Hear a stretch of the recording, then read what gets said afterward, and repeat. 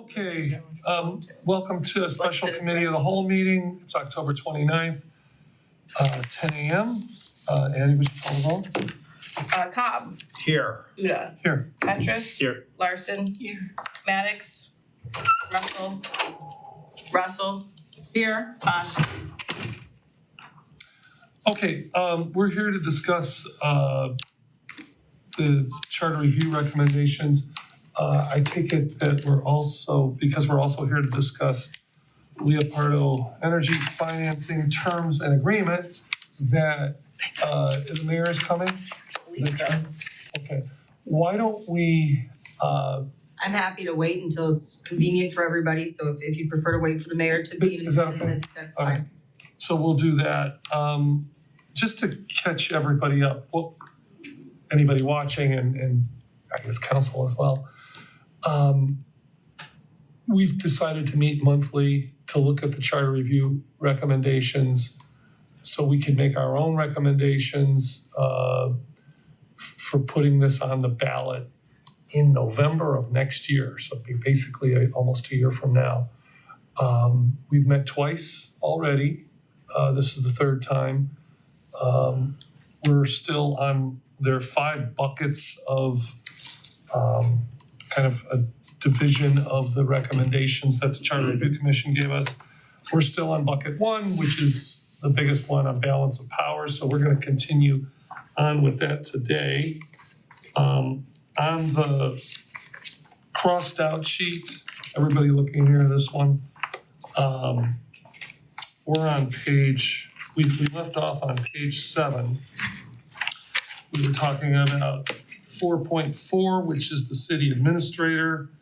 And specifically, we were talking about adding something that narrowed the qualifications a bit.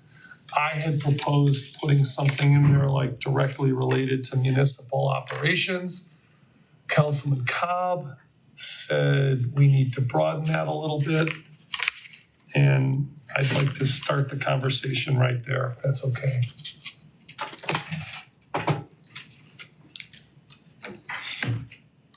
Does everybody know what I'm talking about? I do. Okay. Let me pull Does it up. anybody know what I'm talking about? Do I know what I'm talking about? Page number for please. 7. Yeah. So Thank you.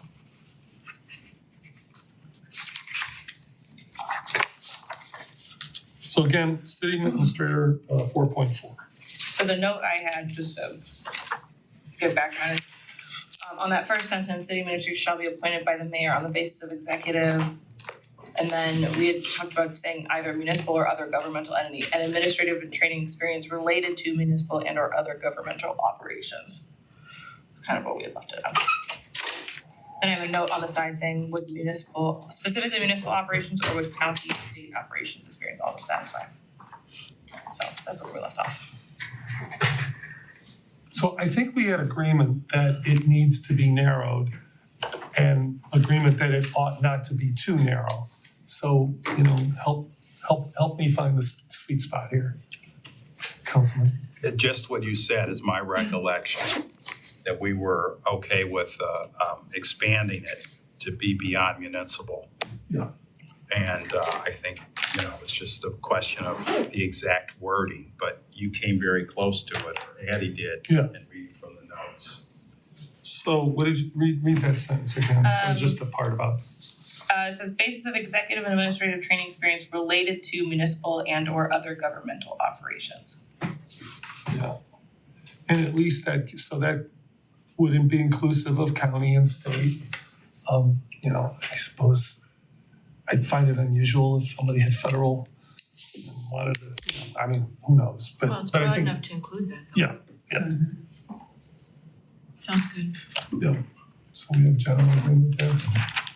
Okay, and then moving on to the rest of, this is kind of a long amendment. No, 8 pages. No, I'm just saying, moving on to this 4.4 is a long amendment, so let's also look at the rest of it. So we talked about, you see what's crossed out here, be responsible for the preparation of the annual budget, that's crossed out. However, in the next paragraph, it says the city administrator shall make annual written report, an annual written report to the mayor and council. And I'm sorry, Addie, you said we could do Yeah. what by ordinance? So I have a note here that says, leave as was, so incorporate the September 1st report date as part of the budget process or as otherwise determined and prescribed by council by ordinance. So you could direct a specific date and not necessarily have it be in the charter. So just say a report. So where's everybody on that? I know that the idea came from other charters, to have the city administrator assist the mayor on the budget. You know, so it's got precedent, but question is, do we want it specifically in here, or do we want to do it by ordinance, or have it say and by ordinance, yeah.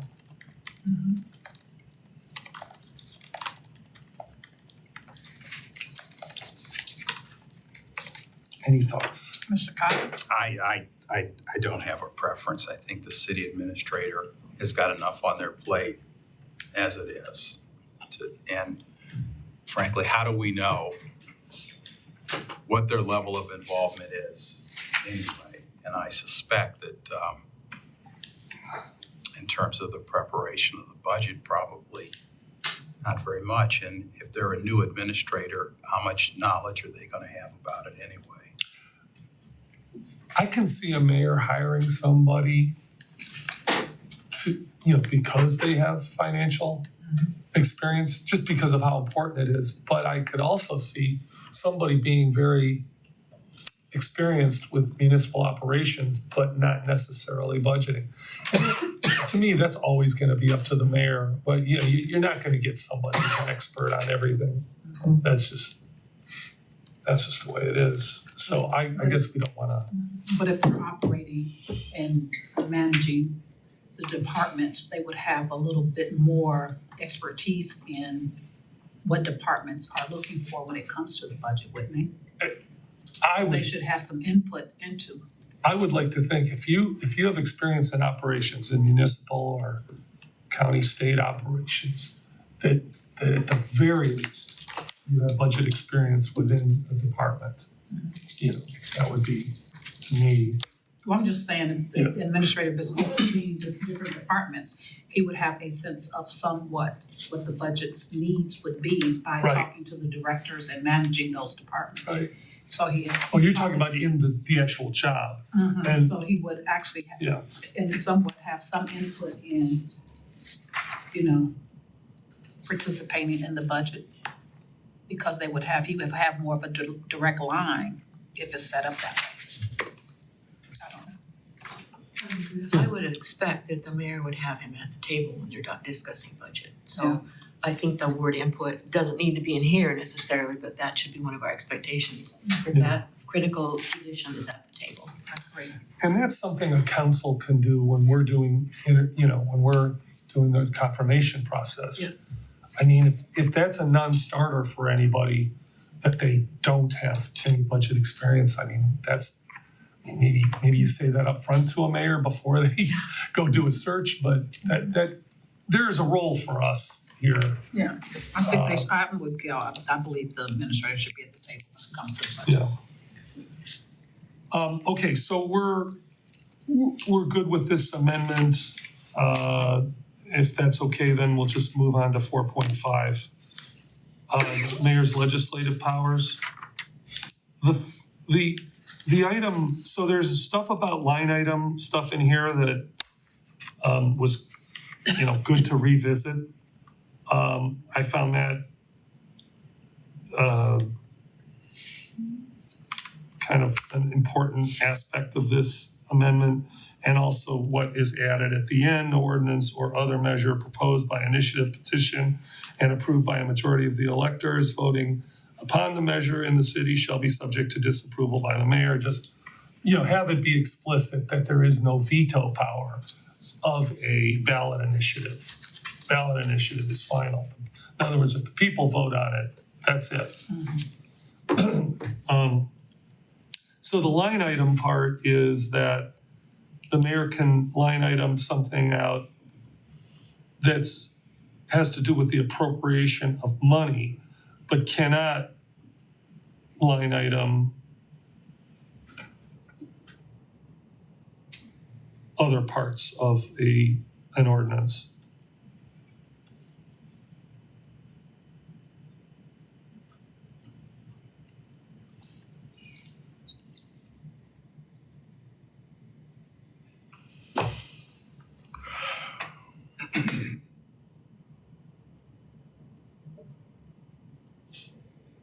Do you see what I'm saying? So I'm reading the second sentence. The mayor may approve or disapprove the whole or any line item of an ordinance appropriating money, but otherwise his approval. I thought we were making these gender neutral. That's somewhere else. I don't even know. Yeah. Thank you. Or disapproval shall be addressed to the entire ordinance or resolution. I'm okay with this. Except for just make it general. Yes? Am I understanding correctly that currently that line item veto exists? It sounds like it does. It sounds like the only inclusion here is of line, but that item of an ordinance still exists. So are there any particular thoughts on that? To be honest, I was not aware that a line item veto existed in our city for the mayor. Is this common in municipalities? Are there any particular thoughts on that? Director Hannah? I haven't looked at that, but it has been here since at least 2019 or whenever this took So effect. was an item de facto a line item? It just didn't use the term? Yeah, I mean, the way that it's written, as I think you pointed out, there's a specific reference for ordinances appropriating money.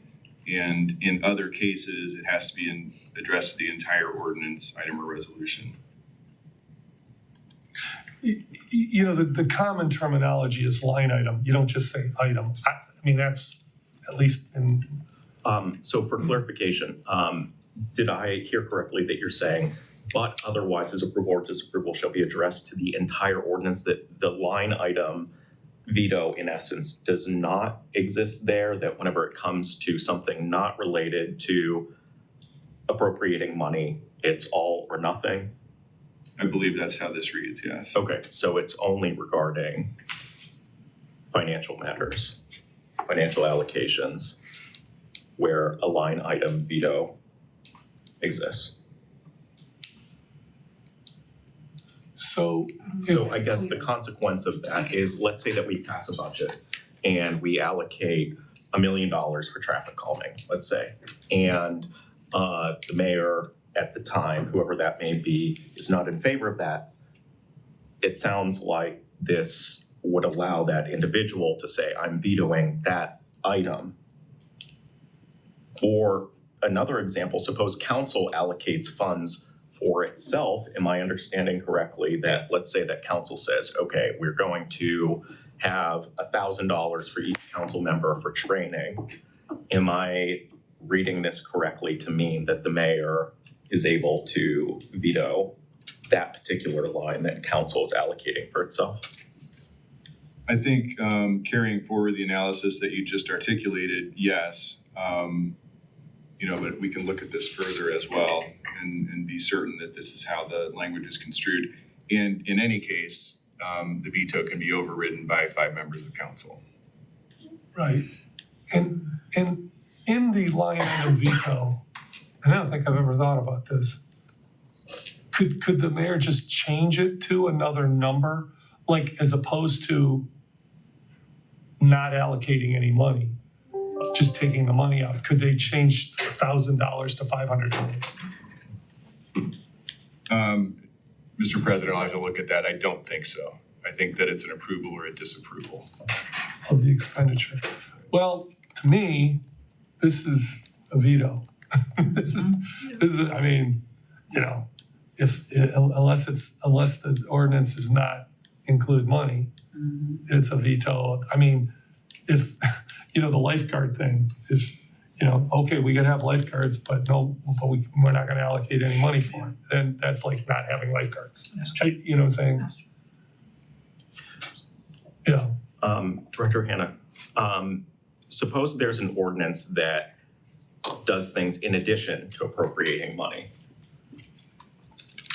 Would a mayor be able to veto other aspects of the ordinance that are not related to appropriating money because it's a part of an ordinance that's appropriating money?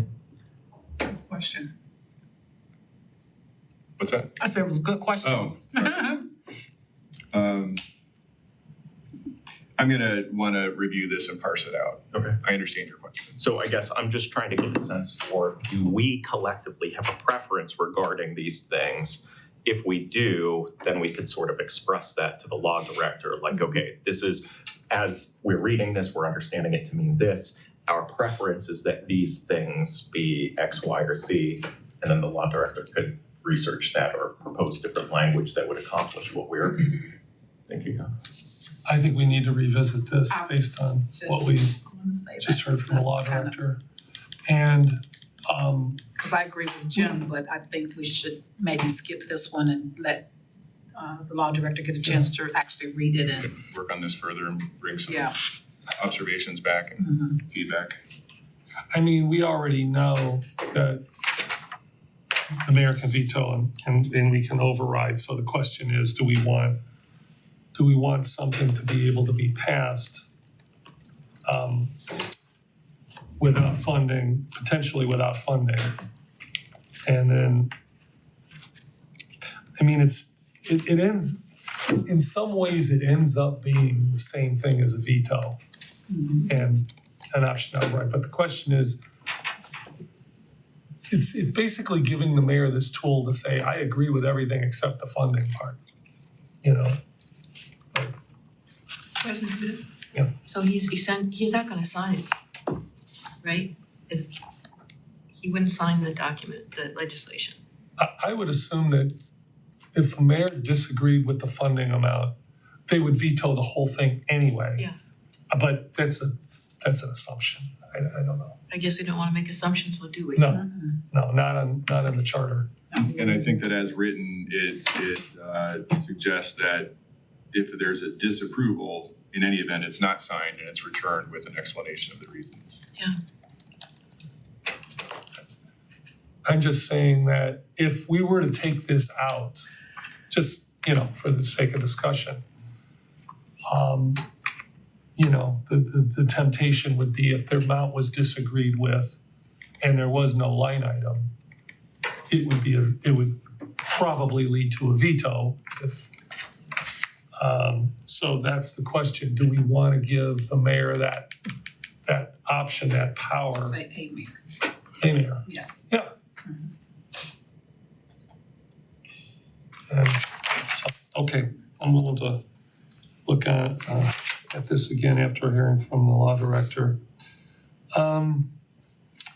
Now we skip down to, so 6, 7, 8, 9 have all been removed. So we're on section. Well, I mean, section 10's crossed out, but it says absence and vacancy. I think that was renumbered. Yeah, Renumbered to 4 points. just pulls Yeah, them together. I don't have that on here. Okay. So this is, Absence of vacancy. got it. All right, I don't know why that's not on my copy. So we're coming back to 5, right, legislative power. We're here. Right, no, I'm just making note that we are coming back to this Yes. legislative power later. Okay, just want to note it on my paper.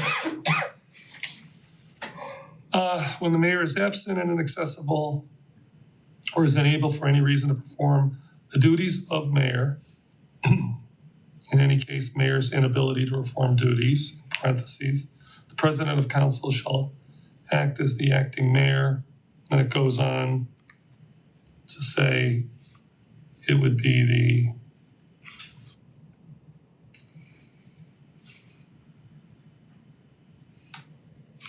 that an ordinance or resolution would be after would determine who would act as mayor if the council president was unwilling or unable to serve. And then it gets into some details about if the mayor's inability to perform duties continues for more than 60 consecutive days.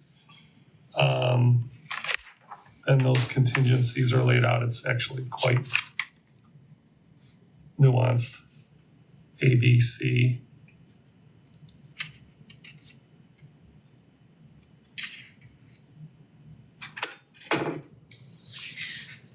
Question for President. Yes. Director Hannah, what is like having that second line, the red, in parentheses? Is that common to do that in a legal document like this? I'm just wondering why it's not more embedded in the sentence itself rather than set out by the parentheses. Are you referring to the language, in any case, mayor's inability to perform duties? Yes.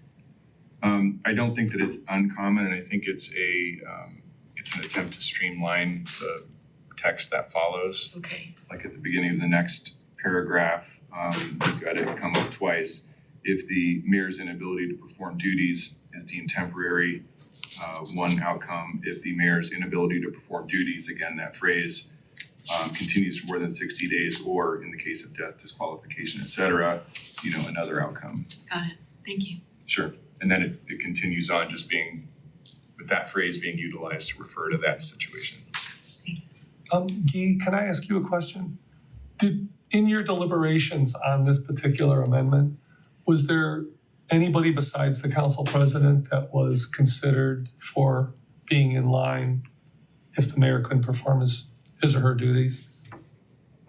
I do not believe anybody else was designated or considered, and that was following our review of other city charters, basically. But we wanted to ensure that there was someone designated.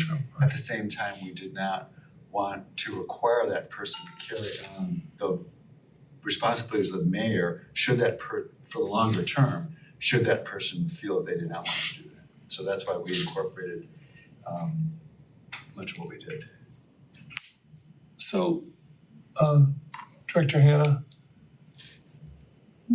would in this case, would the council president still be council president as well? I think that's treated in here. Yes, it Yes. is. It's stated. And you as a member of council shall continue. Yeah. And I'm assuming the only other logical person would be the city administrator, but that would be a non-elected official. And I could see that being problematic, but I could see it being problematic, being acting as mayor and still being a part of council. Yeah, but then it becomes problematic to try and get another council member in to serve. It's just temporary, you then go back. Mm-hmm. And let's say that the council is unhappy with the council president becoming the mayor. They could always choose a new council president if they're unhappy with whoever it is assuming that office temporarily.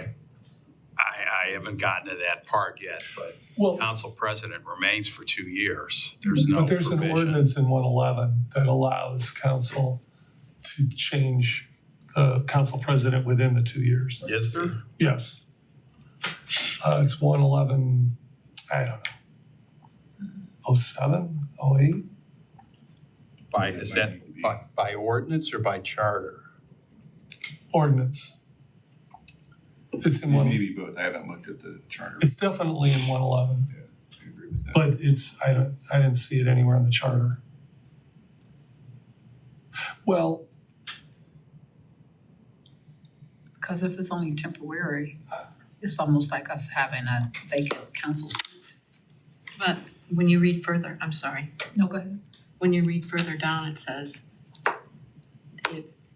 then the acting mayor shall, if they can't, in case of death, disqualification, resignation, removal, the acting mayor shall continue to serve until the first to occur of either the expiration of the mayor's term or a substitute mayor, so it could go on until that election process rolls Yeah. over.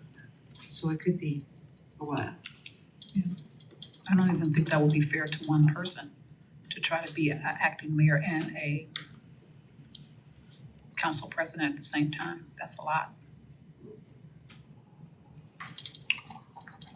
Well, you have, presumably you have the city administrator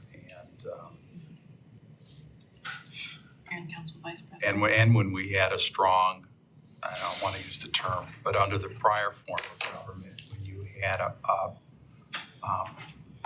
the mayor was the figurehead, they, at least one, and I won't mention that person's name, actually a couple of them, acted as if they were a regular mayor in terms of dealing with the city manager and directing that things get done.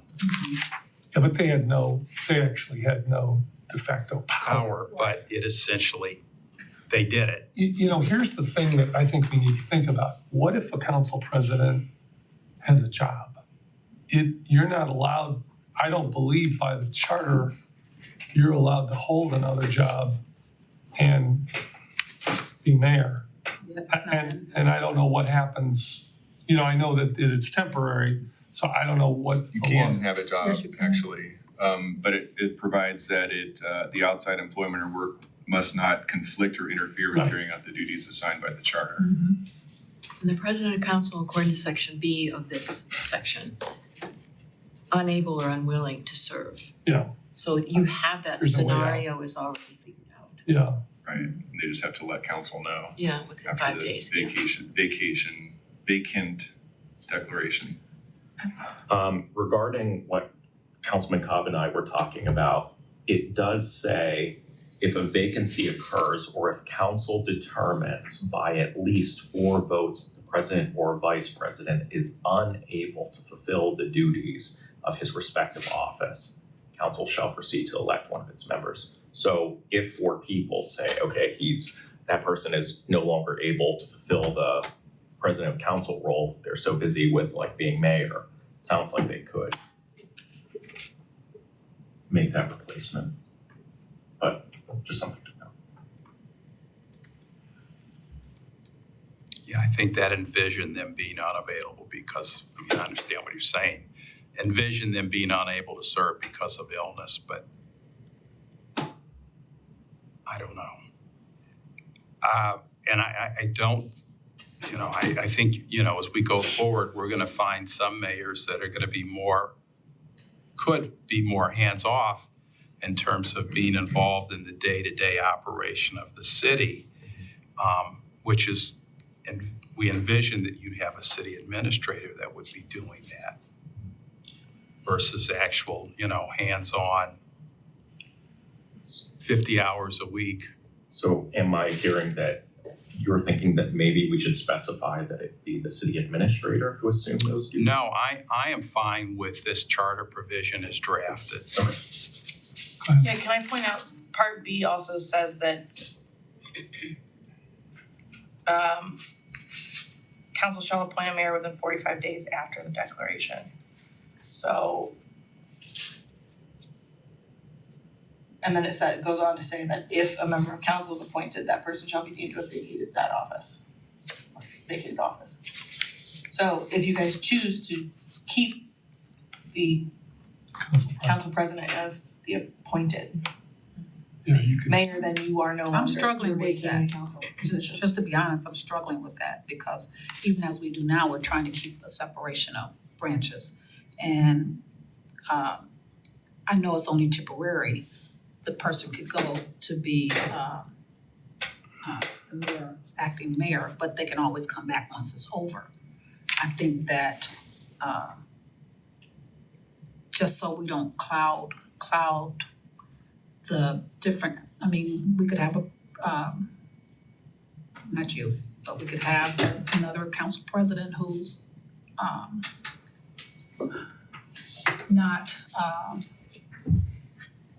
supportive of council. But that's that's in here, in a sense. 4 people could say no, not this, they could stop the council president from being the person. If the majority of council doesn't want the council president to be the mayor, No, I don't mind, There's a the council president being the mayor. that's not what I'm saying. Okay. What I'm saying is in the scenario you just described, that could be stopped by a majority of council. Yeah. After a lot of, Well, yeah, it would be uncomfortable. yes, but it would be. And I was just trying to think of not being comfortable, so in my mind, it would be, if the president assumes the mayor position, then the vice president would assume the president's position only temporary until that is completed, then the council president comes back as the council president and everything remains the same. I'm just uncomfortable with the dual roles in both branches of government for that temporary Yeah. portion of time. It's not ideal, but if you remove, now you got an even number of council persons. Well, we have worked with, Yeah, well, that we have happens. worked with that before and vacancies. Well, I'm just expressing yeah. my uncomfortability. That's why we're going over this. That's all. Councilwoman Larson, where are you at? I'm fine with the way it's written. Okay.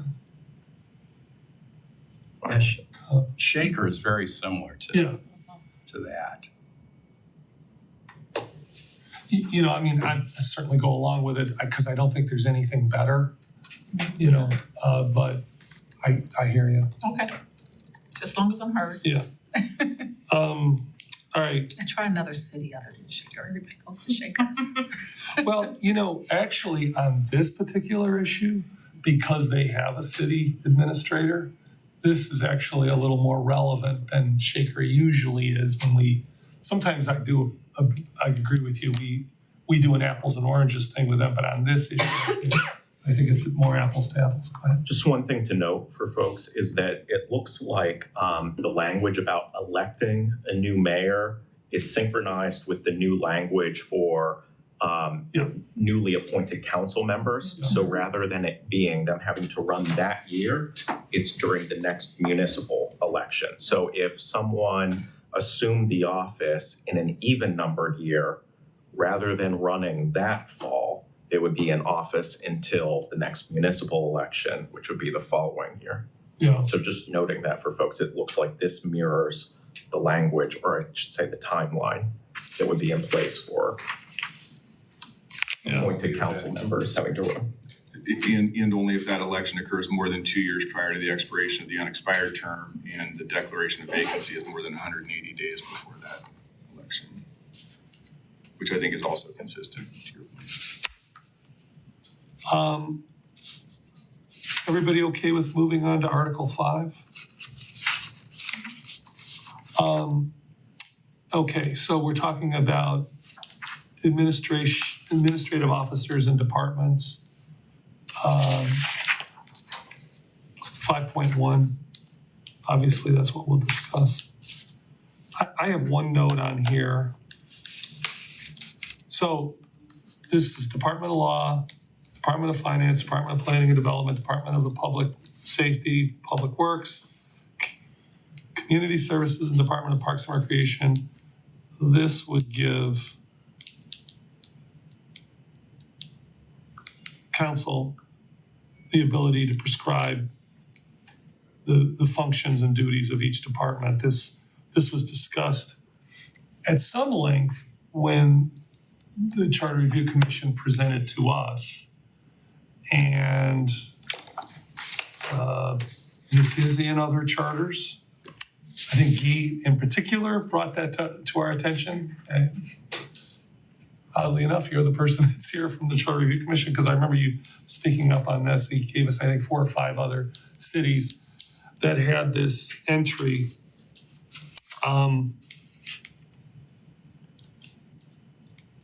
I wrote a note here saying, in the second paragraph, by ordinance, council shall determine and prescribe the functions and duties of each department. I wrote maybe make this a little more narrow, but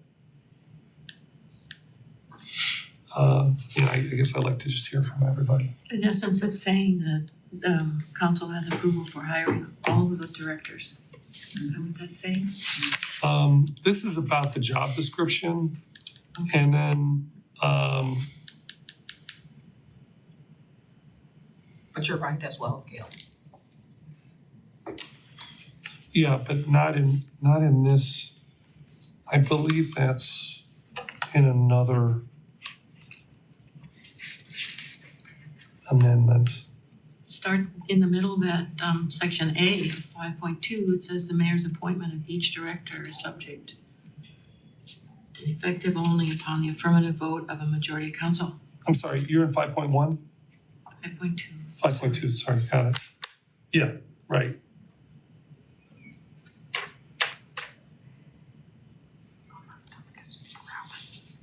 So let's talk about the job description part first.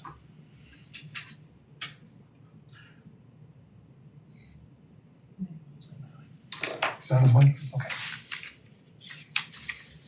Go ahead. I mean, I already said what I had to say. I didn't hear it. Which was what, I'm sorry. Well, we want it to be a little more narrow, but you know what, since the mayor's here, if it's okay, why don't we rest on this and bring the mayor and Heather to the table? Can we do that? We can push the donuts out of the way.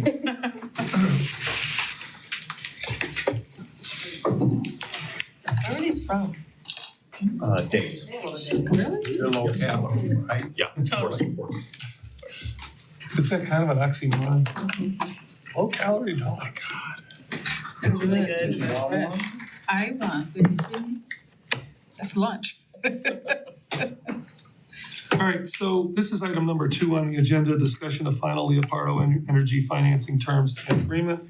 I believe the mayor had some information for us. Yeah, so I'd like to start by just saying that we are in the home stretch right now in crafting this project program with Leopardo Energy. We're almost there, and we need council's help in sort of one final push so that we can get through the rest of the process, get these contracts signed, get the financing done, and get the construction started. I don't know how many of you went on the tours of the facilities, but I'm sure you saw a wealth of reasons why we need to get this work done. We've got some good news, I think. Among the good news is that the savings more than pays for the work that we want to get done. The financing terms that we've been able to secure are really beneficial to us and to Leopardo. We're looking at 4.2% over a 20-year period, which is fantastic. But we got to get a bunch of stuff done in a short period of time in order to get this to the finish line. So that's why I wanted to add this to today's agenda so that we could sort of have a preview of what we're going to be asking of council next week, because we didn't want to just spring it on you. So I don't know, Law Director, do we have the draft ordinance? Yeah.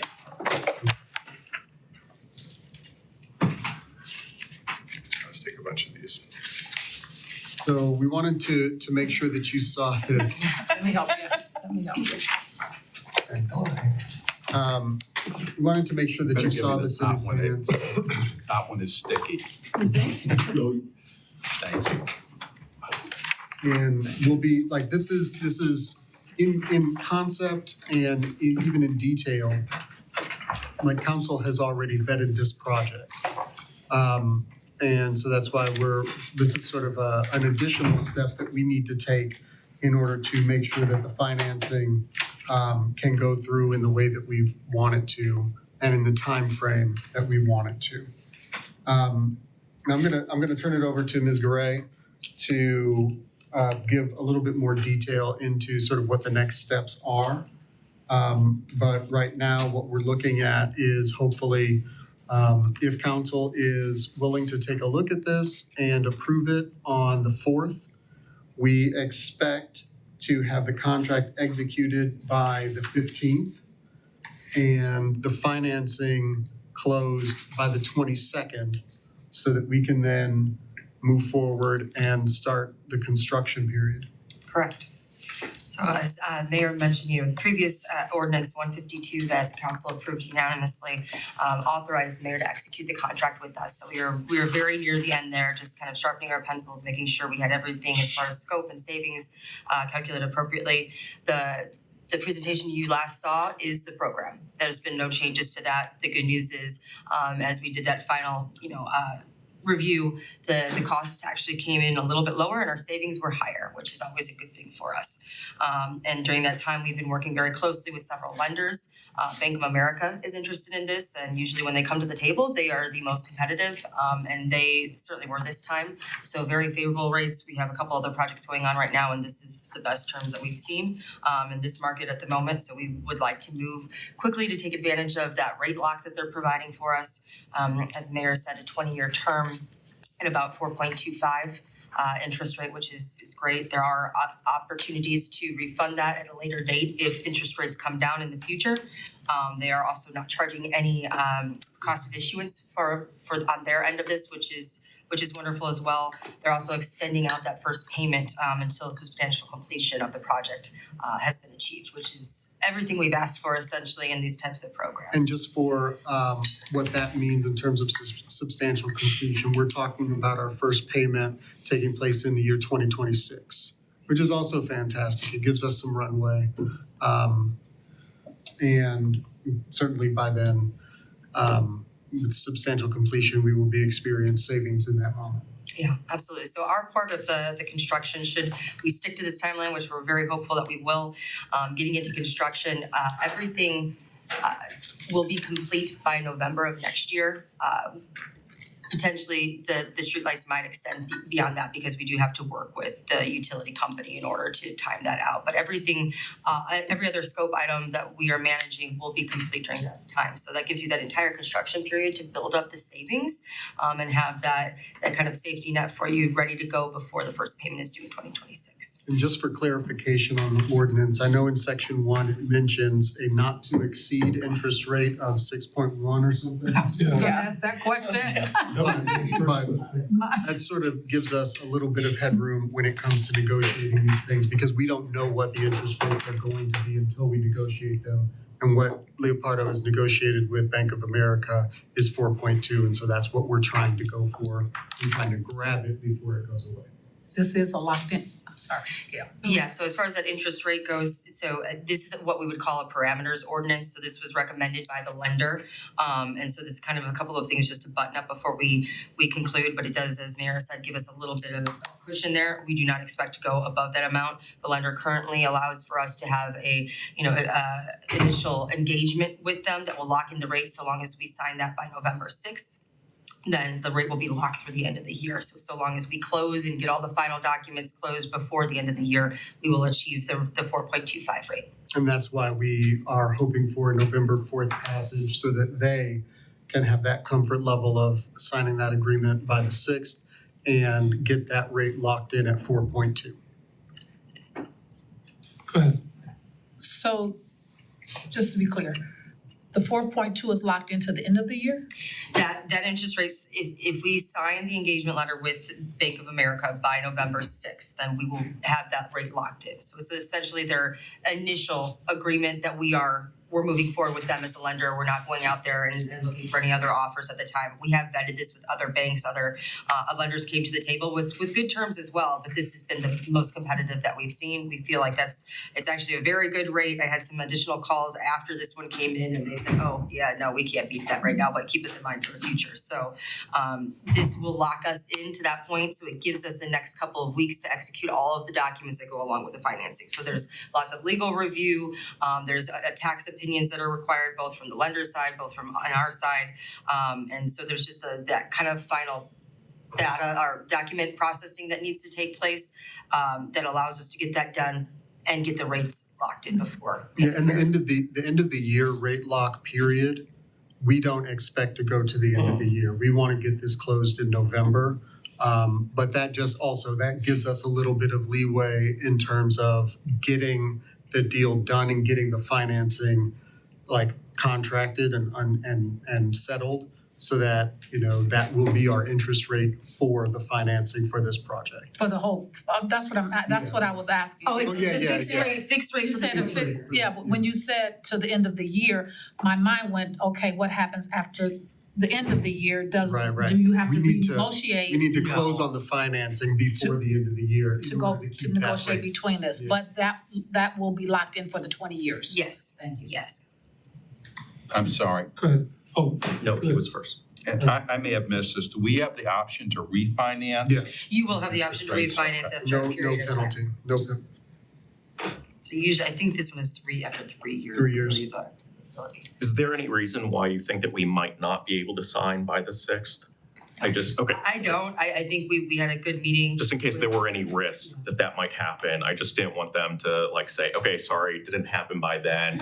We're gonna charge you 6.1 because your legislation allows that, so it's good to hear that we don't anticipate. So long as the council votes and approves it on the 4th, then we are prepared to get everything executed to lock in this rate for you guys. We had a good meeting.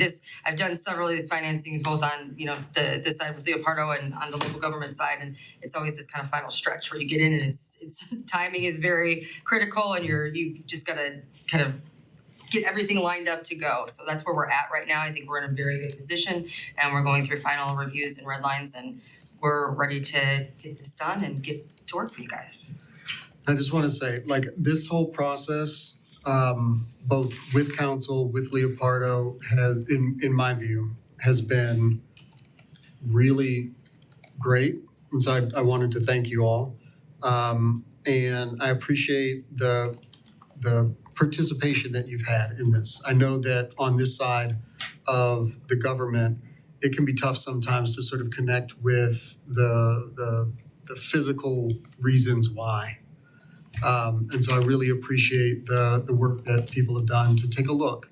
And I mean, like, we can sit in this building and recognize that there are problems with it. It needs to be updated. It was built in 1986. The wallpaper is from 1986. Those sorts of things. We've done some updates, but there are a lot of problems with this building.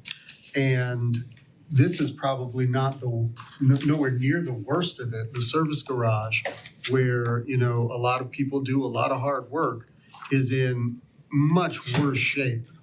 And there's so much that we could be doing. And this allows us to get that done. I think that this is sort of almost a legacy building opportunity for us. And I really appreciate you guys working with me on it. So. thank you, Mayor. Only because there's such a difference between 4.25 and 6.1. I mean, it's gotta be hundreds of thousands of dollars difference. I just don't understand why we need to sign what's off on legislation with that parameter in it.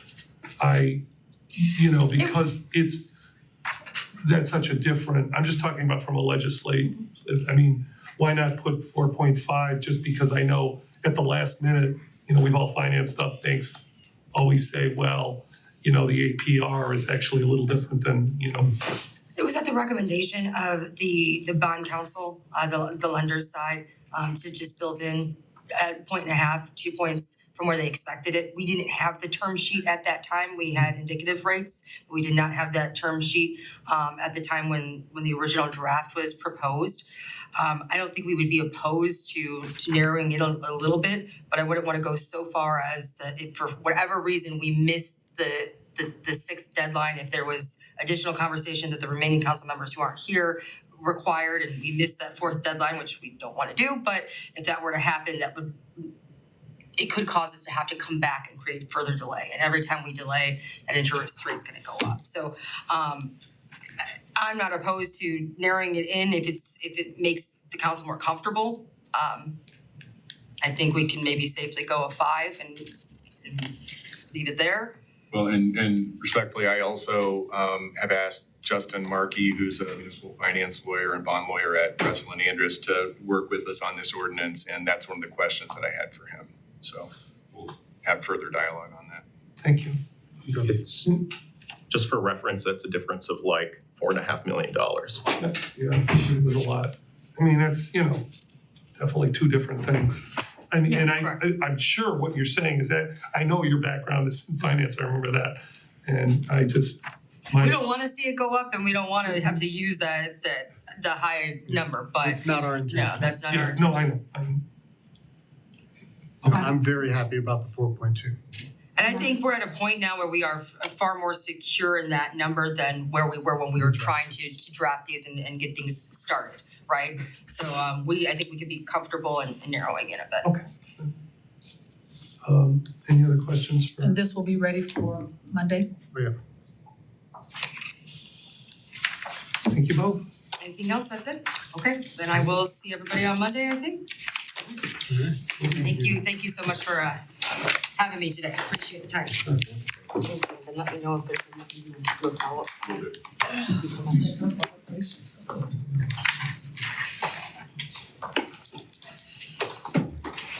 All right.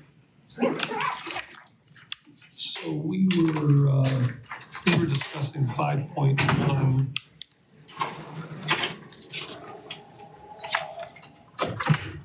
In particular, should council determine the functions and duties of each department.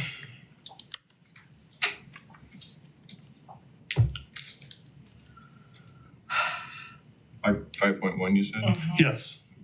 5.1B.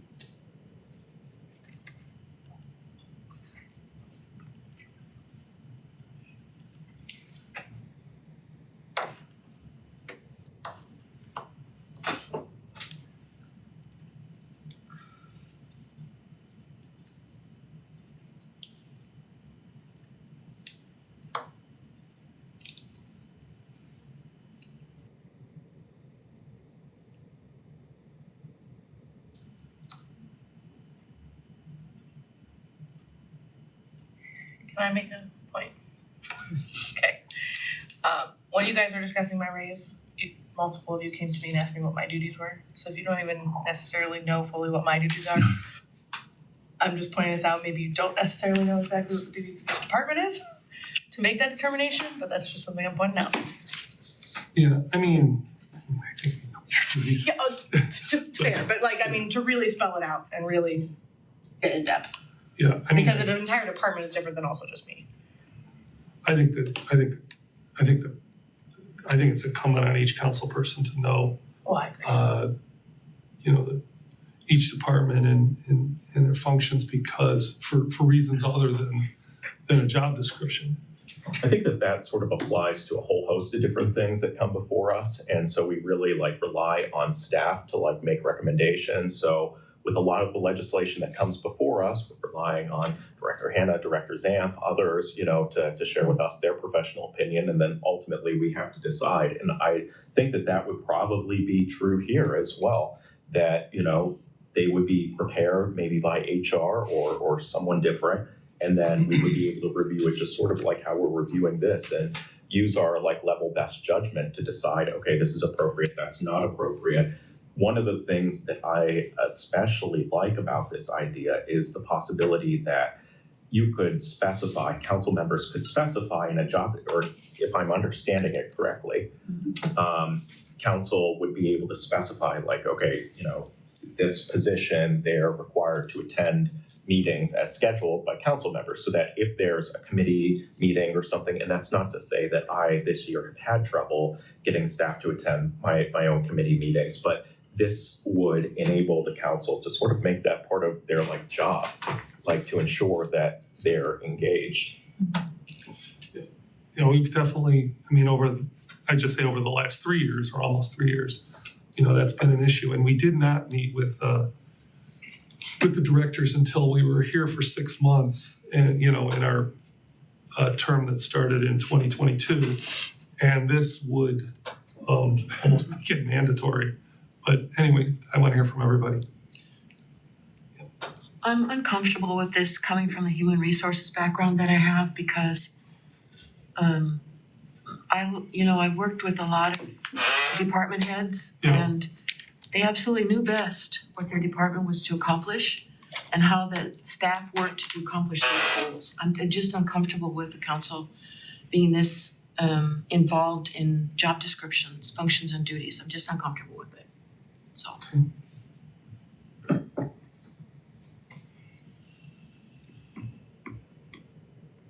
Anybody else? Well,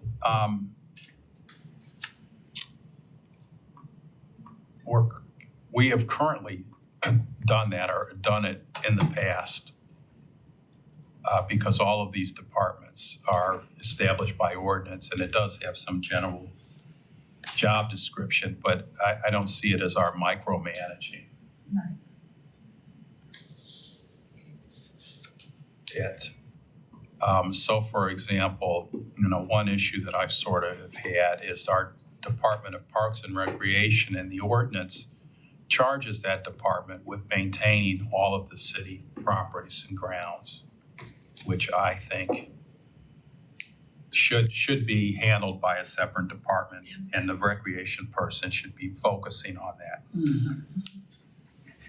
So Recreation Department should be focusing on recreation as opposed to also being Public charged with properties. maintaining all buildings, Parking owned, garages. properties outside of the recreation grounds. So I think that would be within the purview of city council if we decided we think that job is too big for the director. So I don't view it as, I hear what you're saying, I don't view it as our micromanaging so much as, I think it is within our purview to want to establish some general parameters for what these departments should be doing. I noticed that the report says these provisions are consistent with some of the charters we reviewed. So I would be curious to know which charters this appears in. Do you happen to remember? Maybe not. Yeah, Keith actually presented this to us, but go ahead, Keith. So But Matter of fact, there's a lot of them. I will say I don't have the specifics in my Yeah. memory in terms of Shaker or University or whoever, okay? But the Lakewood and Shaker, for example, take a more detailed approach to specifying whatever they're doing with the whole charter. University Heights, I think, for the most, they don't take that specific a view of it. But when they have taken the specific view, what we're saying here is consistent with what those city charters, the approach that those city charters took. Mhm. All right, so not every charter we looked at, as I said, they have different levels of specificity as they address an issue. But when they did, then this is the approach that they took. Mhm. And may I offer something outside of just that? Of course. So just to say that, Gail, I'm aware from my background as well that you have to be very careful that you don't want too much prescription in these things. But at the council level, the viewpoint that we took was that the council in a sense is like a board of directors. sure. Okay, and you have a high level perspective, you have a long-term perspective. You're not trying to get down to the level of the day-to-day operations. And we're assuming that this is the way the council would operate. Because that's what you're capable of doing as opposed to something different than that. Thank you. Does that answer your question?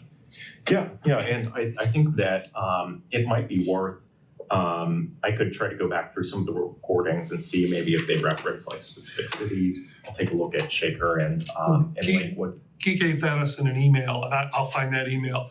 There were several cities that had basically this same. So maybe we could like reach out to them and say, hey, we're considering this. How is this working in your city? Have there been any issues, something like that? Maybe there's something that I'm not thinking of. I'm actually fine with it. I like the idea. Yeah, I forgot I was gonna say that. Whatever I was thinking before was kind of washed away. Oh, I know. Director Hannah, so I know a couple of times in the last 3 years, or almost 3 years now, the mayor made a decision to combine, put housing and building under, planning. Combine, when the human resources director left, he put human resources under finance? Yeah, under finance. Could that happen if this were enacted? It could if the ordinance adopted by council provided for that. In other words, I think council would have the authority under this language to prohibit that or to provide differently or to permit that to occur. But with nothing specified in here about the mayor combining departments, forbidding the combining of departments, he or she could do that. Well, it says that council may, as it deems necessary, combine or abolish any department. Right, So I think that you can't have two you can't. branches with the same authority. Okay, so the answer would be the mayor could not. Unless. Unless the Unless- ordinance allowed that, yeah. But the one comment that I wanted to make, Mr. President, was that it may be worth considering moving the qualifier except as otherwise provided in this charter either to the beginning or probably more easily to the end of that first sentence in 5.1B. Because it doesn't necessarily apply to the determination and prescription of the hang on. I'm sorry, where are you? He's saying Right here in the moving- middle. Yeah, part B, it says, and then right in the middle it says except as otherwise provided in this charter. He's saying move this sentence. The phrase, The yeah. phrase. Yeah, it's a phrase. Oh, see, I see B down here, I'm looking at, okay. There's a lot of Bs on there. Well, just under 5.1. And I guess looking at 5.2B, the description of the director of law's duties is potentially different than the description of the department's duties. But it got me thinking about the ability to potentially clean this up to ensure that you're not giving yourself here some authority that if this were adopted, the charter doesn't provide to council some authority that would conflict with some other provision of the charter. That's all. I'm sorry, where should we move this sentence? I think, and I reserve the right to finesse this, but I think that it would probably go at the end of that sentence, sort of, comma, temporary departments for special work, comma, except as otherwise provided in this charter. Yeah. We're all except as provided, Got it. Good catch. otherwise provided. So most of us are okay with this, with 5.1, the spirit of it. Maybe we move a sentence, I'm okay with Key's explanation. okay.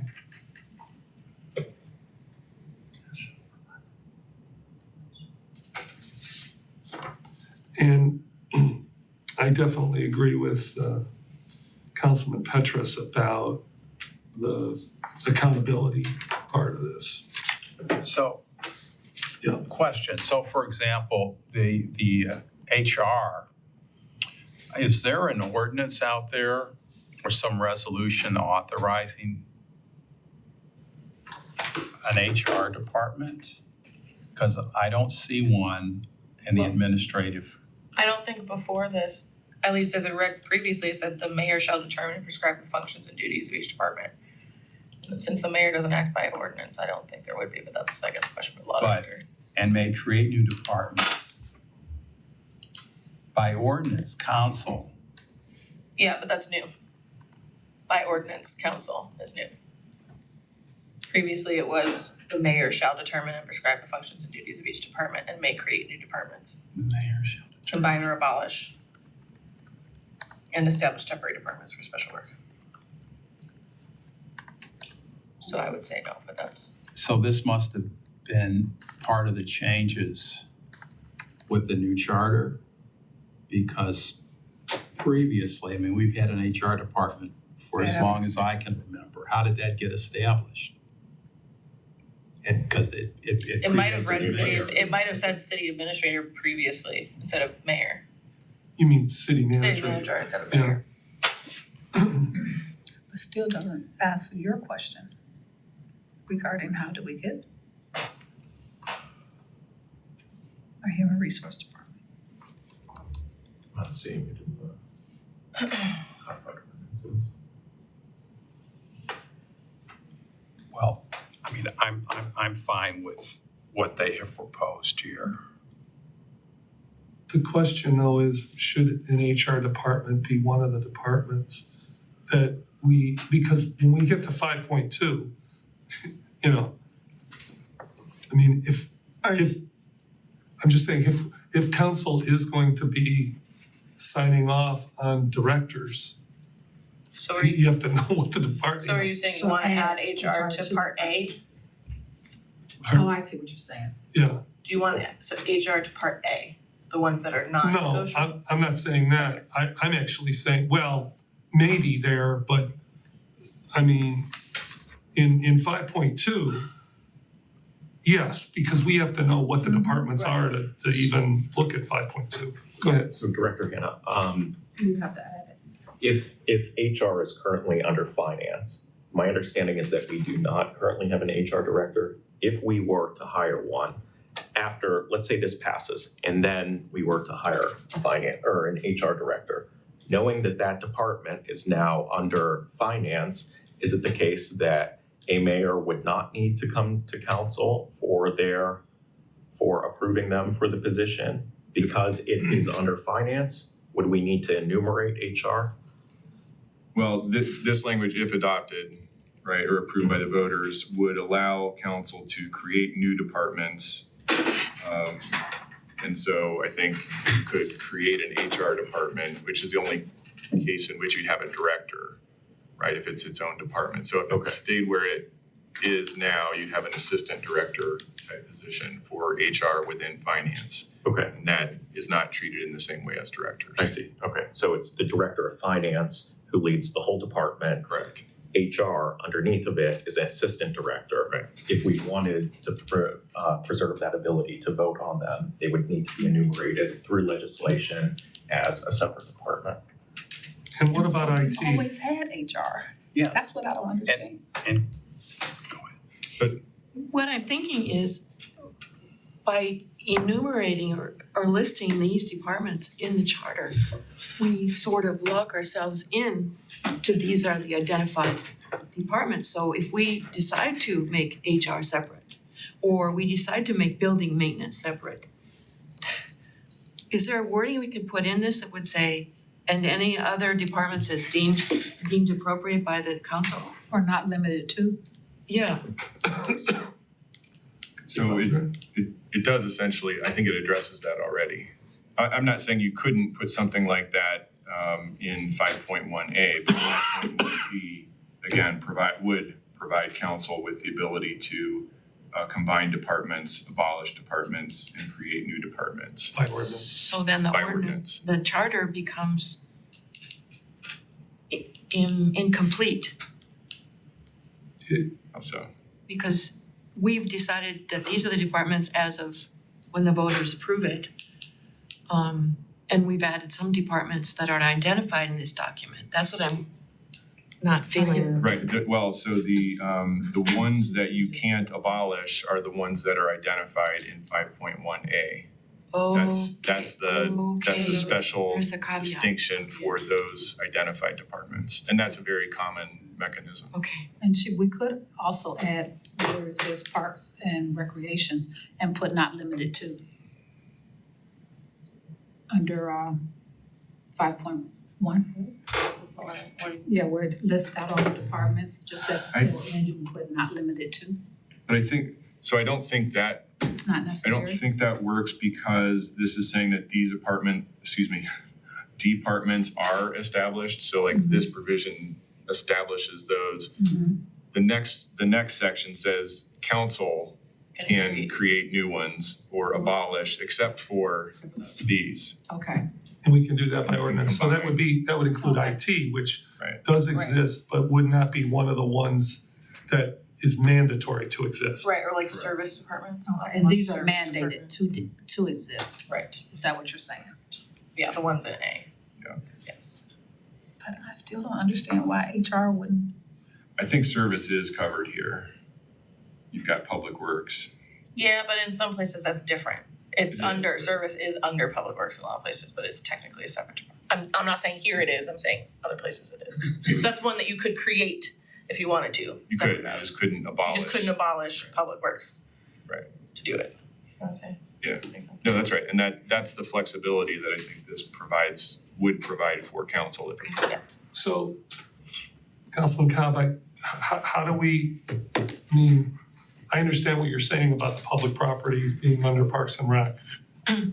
Does this create any kind of problem, potential problem for a council that wanted to change that division of responsibilities? I believe that if this passed, it would give us the authority to establish a separate department or put it under Public Works, which is where I think it belongs if it's not gonna be a separate department. I'm on our website and I see there's a ton of departments.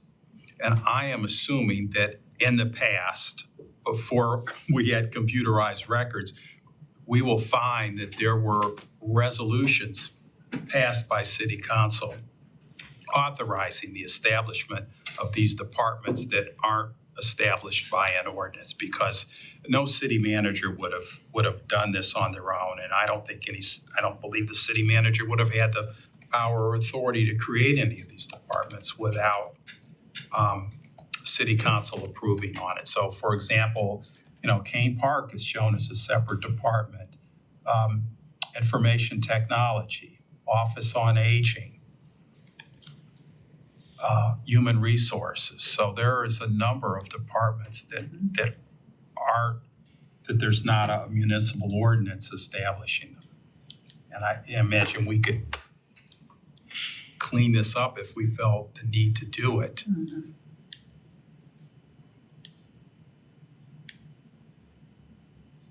I mean, I kind of feel like we have to now that we're like being made aware of this.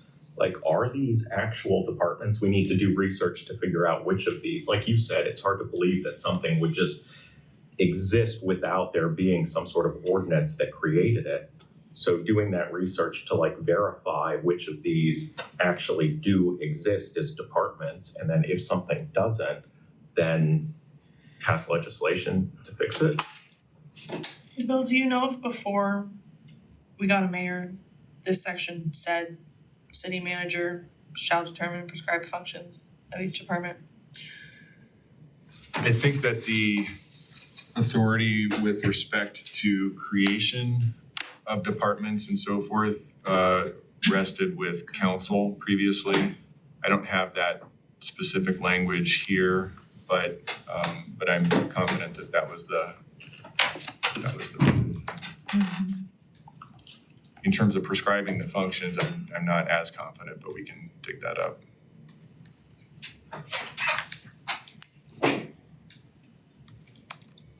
Well, notwithstanding moving that sentence, which we should, except as otherwise provided in this charter, I think we can move on to 5.2, Okay, which. hang on just one moment, Yeah. sorry. No, that's right. Trying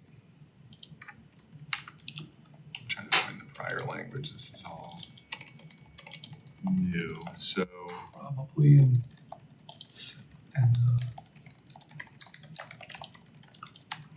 Yeah, so previously, the following administrative departments are hereby established, law, finance. where are you looking? I'm looking at the The previous. red area. line of issue 26 versus the prior Okay. charter. I don't think this has changed since then, but there have been other changes, so I had to go back to this source document. public safety, public works, community services, and parks and rec. So essentially the same as here, except planning and development, and public service changed to public works.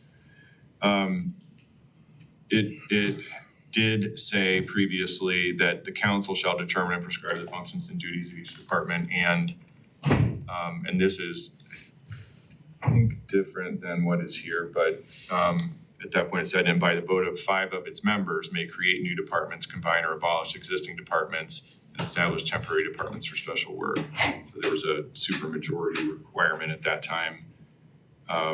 So it then changed to say mayor instead of council. That was in section 5.1. And it got rid of the supermajority requirement. I'm fine with it. All right, 5.2.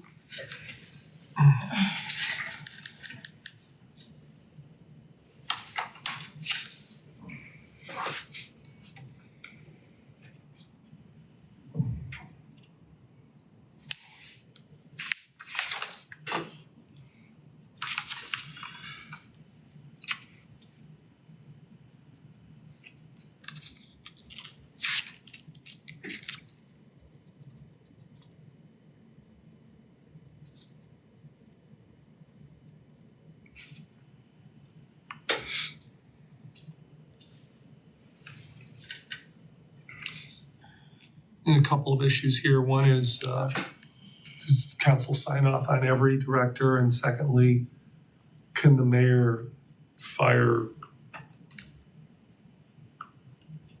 anybody without council approval? Correct.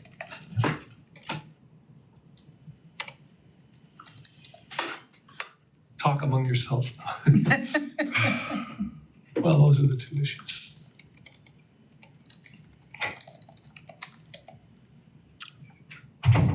I think the mayor should have the ability to remove or fire any of these department heads without council's approval. For me, the question is, do we expand those departments that we would have some say over the appointment?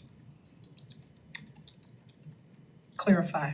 So for example, this should, We'll talk about the 3 that we do. the current, which I think are considered, and I think I might add Public Works to this as a key, department that is vital, and I think is right up there with planning and the law department. And that would be potentially the other department head I would add to this, to the planning, the finance, and the law, and the public works, because that was something of an issue when the last service director was hired. Some city council members weren't thrilled about that, but it wasn't subject to city council's approval. And the service director had been hired by the city manager. So all directors is problematic for you.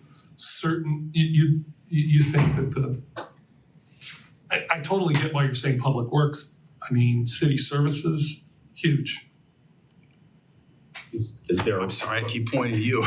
No, that's great. So based on what changes are being recommended, it sounds like any department director would need an affirmative vote of council before being hired. So I guess my question is, are there reasons why we should not go with that and why we should enumerate specific departments? Is there a reason why, like an IT director, for example, we should not have to sign off on?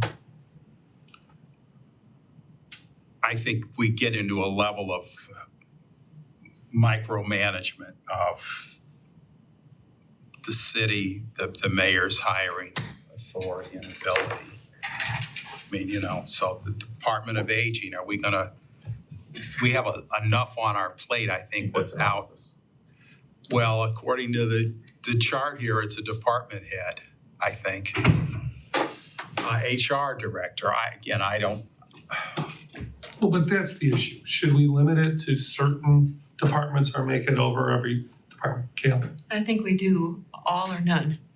If we're determining and prescribing the functions and duties of each department, then the director that's hired or the mayor wants to hire to run that department, we should be able to approve or disapprove. Okay.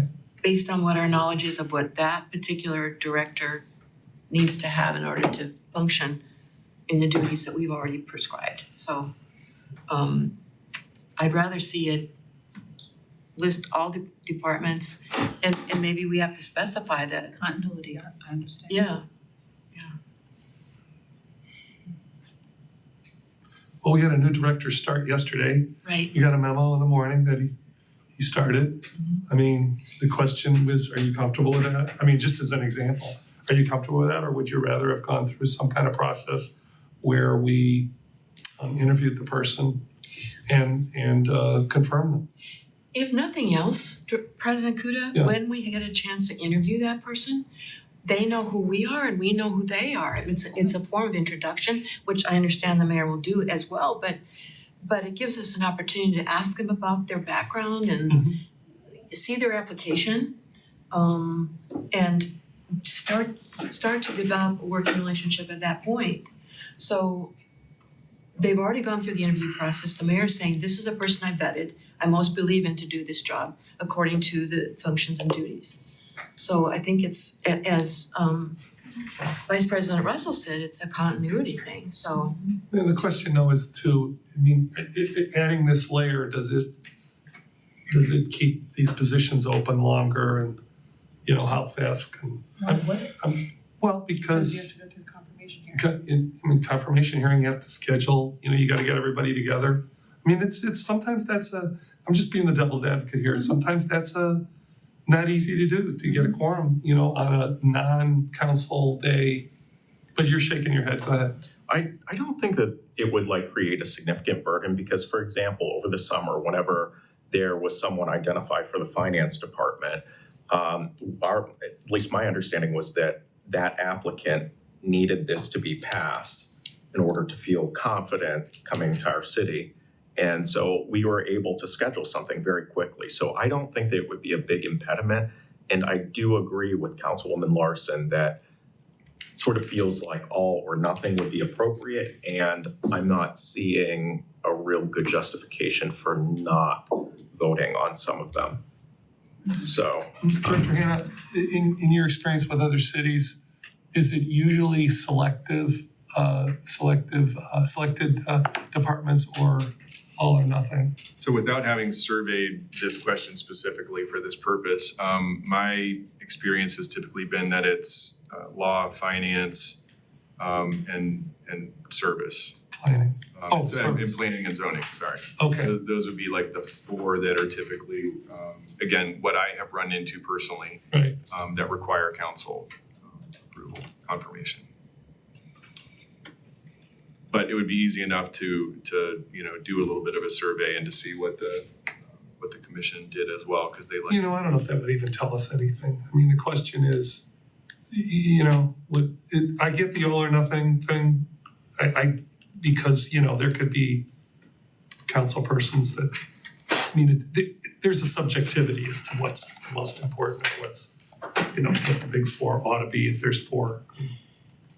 What I've run into in other places in terms of the explanation for sometimes having a smaller group is typically the departments that interface the most with council, and sometimes the most with the public, whereas you have other departments, they're not less important, but their functions are more internal and more technical and less sort of directly interfacing with council. I'm not saying that's a good argument, bad argument, but it's sometimes that's the conversation. I would just say, look, in the 3 years that I've been here, that there's been a significant turnover. And the question really is, what would councils, if it was all, how would that help? Would it help? Or what is it we're trying to accomplish? If what we're trying to accomplish is what Councilwoman Larson said, which is this would guarantee that we meet the Peter person, that there is an introduction, that, you know, there wouldn't be this kind of after the fact whenever we, you know, meet the, I get it, I get that. She has a good point. As opposed to, you know, micromanagement of who sits in these seats.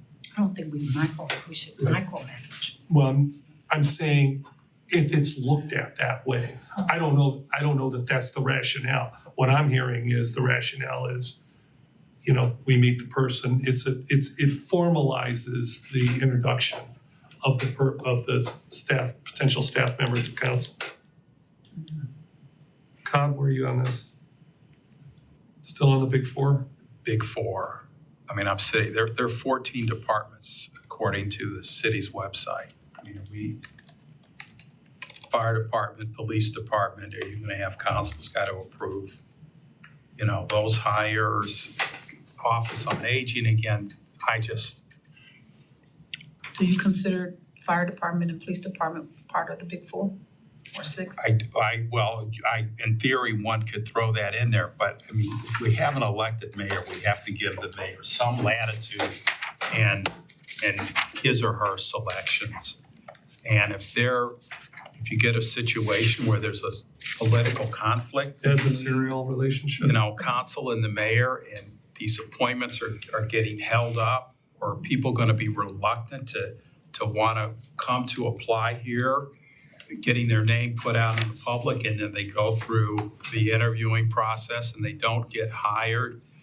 And in some circumstances, you know, if someone's leaving a job, you gotta keep it secret if you're working for another municipality or government body. So I think the person that we hired yesterday is coming from another municipality. If it gotten out that they were interviewing, you know, and you're an at-will employee, does the city say, fine, you weren't happy here, you're terminated? I hear that. And that could happen with the big four. But you're saying now you've increased the possibilities of this happening across the board. We haven't rejected any of this mayor's hires, and I can't recall any circumstances under the prior form of government where council ever rejected any of the But the issue isn't really that, it's manager. It's just if you have that process in place, does it hamper the ability of the mayor to make a hire, you know, at all? I mean, I think I hear And I that. guess part of my concern is maybe not so much as the hire, but as the exit. Well, we need to talk about that, but I don't want to change the No, subject. I'm not, I'm just Yeah. stating that that's kind of a thing that I'm concerned with as well. We'll get to that, but let's get to this.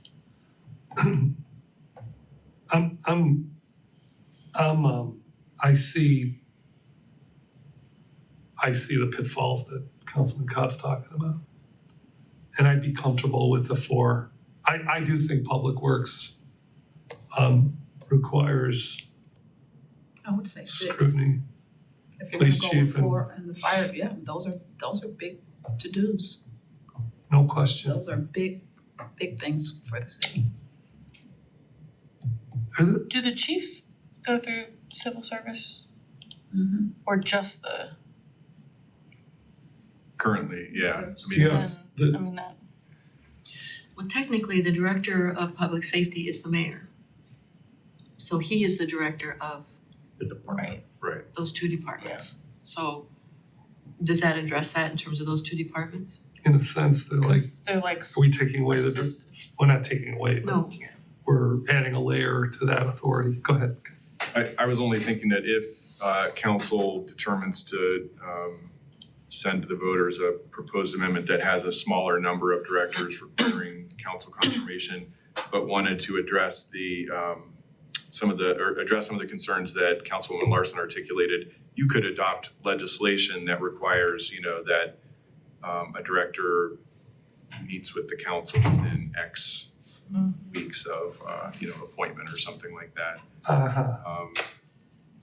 I mean, in some cases that would happen during regular meeting attendance, but if that's not the case, I think that you could adopt an ordinance that would just provide for that opportunity for council to meet them, introduce, have them get to know you, et cetera. Without, that would not violate anything of the mayor's authority on, as an administrator?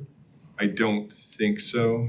And you could also put it into the charter so that it wouldn't. Like instead of a confirmation requirement, it would just be authorizing council to require a meeting post confirmation, which would then avoid some of the concerns that Councilman Cobb articulated, which I think are legitimate. I hadn't actually thought about that, but hiring is a challenge right now. Well, I think we need to address, we did not meet the directors for 6 months. That happened. And we that's a cautionary tale. So if we need something that addresses that, I think that by council having the authority to write the job descriptions, that's how you address that concern that you just said. So if there's something in the job description that says that upon request, you have to fulfill a meeting request by city council, then that's how you ensure that you don't have to wait 6 months without meeting with them. in the job description.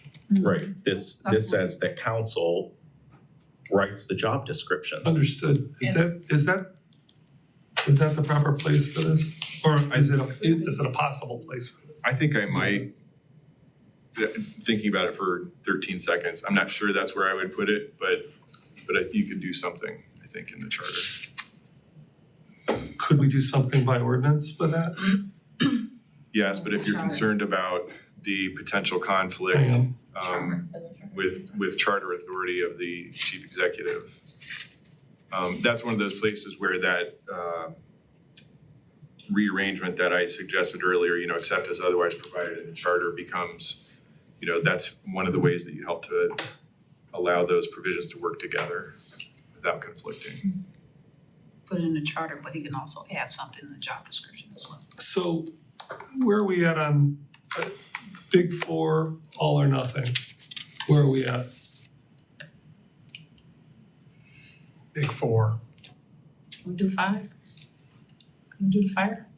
Well, that's within the department that Gail Yeah, mentioned. technically, public safety is the, Oh, So I don't safety know is that we under both? No, safety's under safety is, The public- director is the yeah. mayor, so that's already established. That's the fire and police. police. Yes, Yes.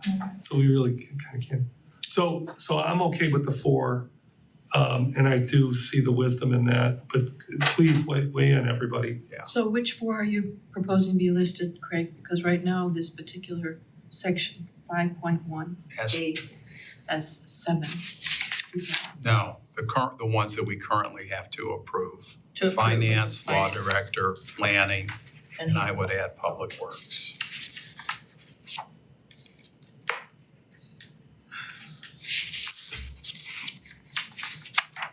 it's in 5.2A, it says currently, reads the mayor's appointment of the director of law, director of finance, and director of planning shall be.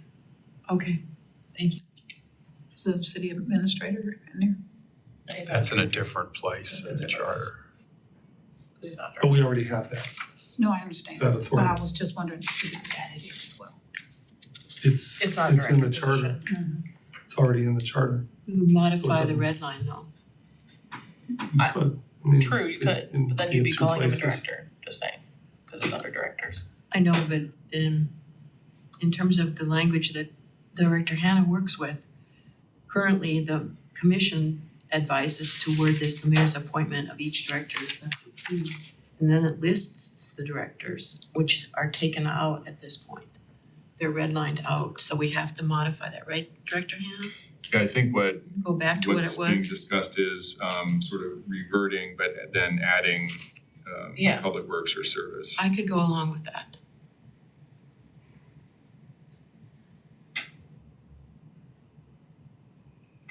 I mean, I sort of see both value in both. And so, if there's a strong preference from other folks that we limit it to these 4, I could get on board with that.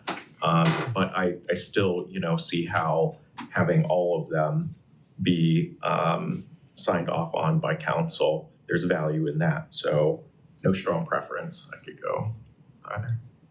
Well, and you could do the big four plus the provision for meeting any new director within Expo. I'm just saying. Is that a reaction to this situation here? What situation? Well, The situation that it was a period of time before we actually had an opportunity to meet the directors, them come in front of council and ask questions. Again, I don't think anything we should be doing should be 100% in reaction to what has transpired with this Particular. change of government. And I think that is, in any employment place where I've ever worked, there are introductions made right away of new people. There's, their CV, their resume, hey, we're welcoming so-and-so. And council ought to be the first group that's ever in told about any hires, particularly when they're people that we're gonna be working with closely. And I don't know that that's something that we should be putting in a charter provision or ordinance or legislating. If, I just think it's good government, it's good PR, it's good relations with council that be a practice. Shouldn't be, that we have to mandate that happen. yeah, I mean, I look at these as cautionary tales and, just like, short-term rentals. I mean, you get complaints, you kind of look at what's going on. I would never exclude looking at the landscape and learning something from it and codifying it as a remedy. The council needs information, and we know this to do our jobs. And if there's a possibility that could happen, I think it's good to have something in place that doesn't allow it to happen. Go ahead. And I was gonna kind of say the same thing, so I don't wanna be redundant, because I think a lot of people's reactions or laws or anything that's created is based on people's experiences. And you're going by what experiences you have had.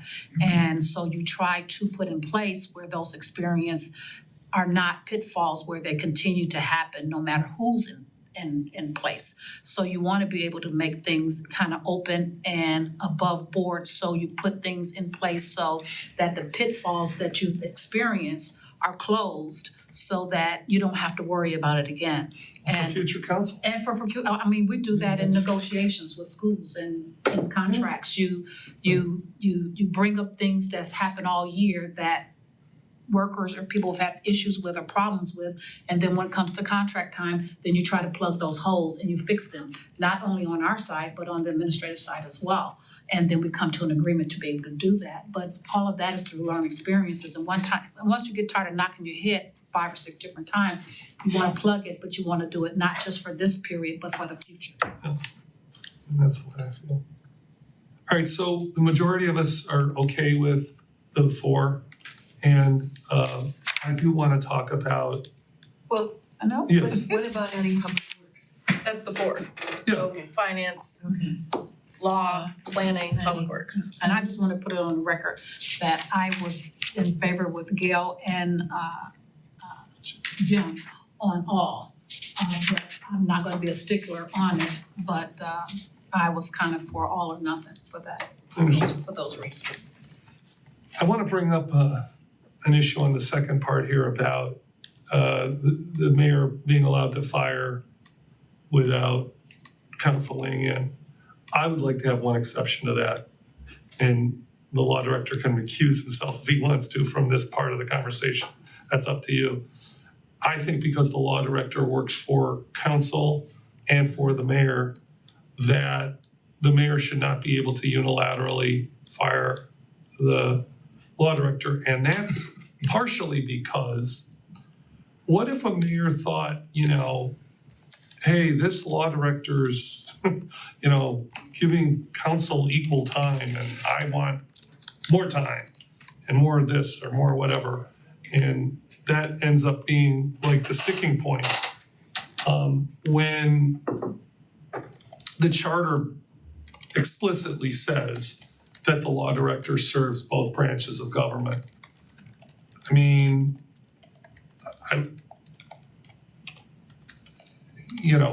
that's, I don't know if I need to say anymore, maybe I just leave it there. I think it's important that we be able to weigh in on that. Go ahead and then. Question for the law director, so that I can better understand this. Am I understanding correctly that currently the law director is the lawyer for the city and not necessarily the mayor, not necessarily council, but the city? Is that correct? Not entirely. Okay. The law director is the attorney for the city and the elected officials, plural, including the mayor and council, and administrative officers, boards and commissions and employees. Okay. So it is the city, is sort of the entity typically, but, and that's like the North Star, but there is in the ordinance, specific language that includes all of those specific officers and elected officials Okay. as well. So that would make sense to make that exception then. That was part of my interview with the Charter Review Commission, was to anyone within the city that works for both entities. The city should not be fired by one branch of government. It should be a repeal to council because it's a joint operation there. I'm looking at the lawyer on council. Man, I think that a lawyer has a unique relationship with clients. And if you lose faith in your client, or you don't have a great working relationship with the lawyer and the client, I don't think it's ever a good idea to force a marriage between a lawyer and a client. And that's essentially what you would be doing if you said that you couldn't terminate the law director without city council signing off on it. I mean, my response to that is that, let's say that there's a good relationship between council and the law director. The mayor could end that relationship without council, the client, having any say in that. But then you would have say with whoever new came in. Yeah. Just saying. If I might, without advocating, I've worked in a system where for the big four, in a municipality where the big four were required confirmation and also their removal required confirmation of council. And in that case, it was a 2/3 majority to be appointed or removed. I never saw anybody removed, but there were discussions, without getting into any specifics, where I think there's a tension that comes into play, and this is just for council to think about. Again, I don't have a recommendation, but I think in those cases, in those discussions, council was always very cognizant of the special relationship between a mayor and the folks that they directly supervise. I mean, council is a client, but council doesn't directly supervise the employees or even directors. And so there was always a lot of discussion about the very substantial deference that should be shown to a mayor who's determined that they can't, work with an employee anymore and that they need to be separated. I never saw that get to a vote in my decade or so there, but there was a lot of tension that came into play that helped them, I think, to navigate that, for what it's worth. I think it relieves, to me, it's a relief to me for an employee who serves both branches or both bodies, because it could be very stressful to maybe, we've almost seen it happen in another city where things may not go the right way and the person may be terminated or forced to resign. And one part of the branch of government likes that person. I don't think it's a forced relationship, but I think it has to be a justifiable reason for just terminating someone who works for both sides of the government and everybody who's in it.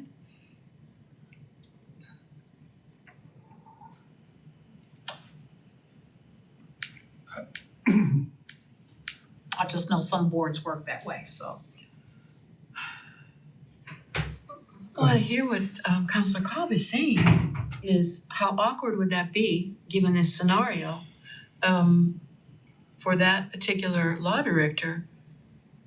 The council says we wanna keep that law director, and the law director is still therefore going to be asked to work with this mayor who's decided that that person should be fired. How awkward would that be? It would be awkward.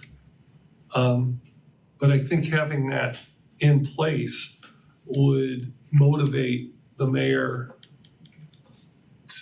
to not, to honor the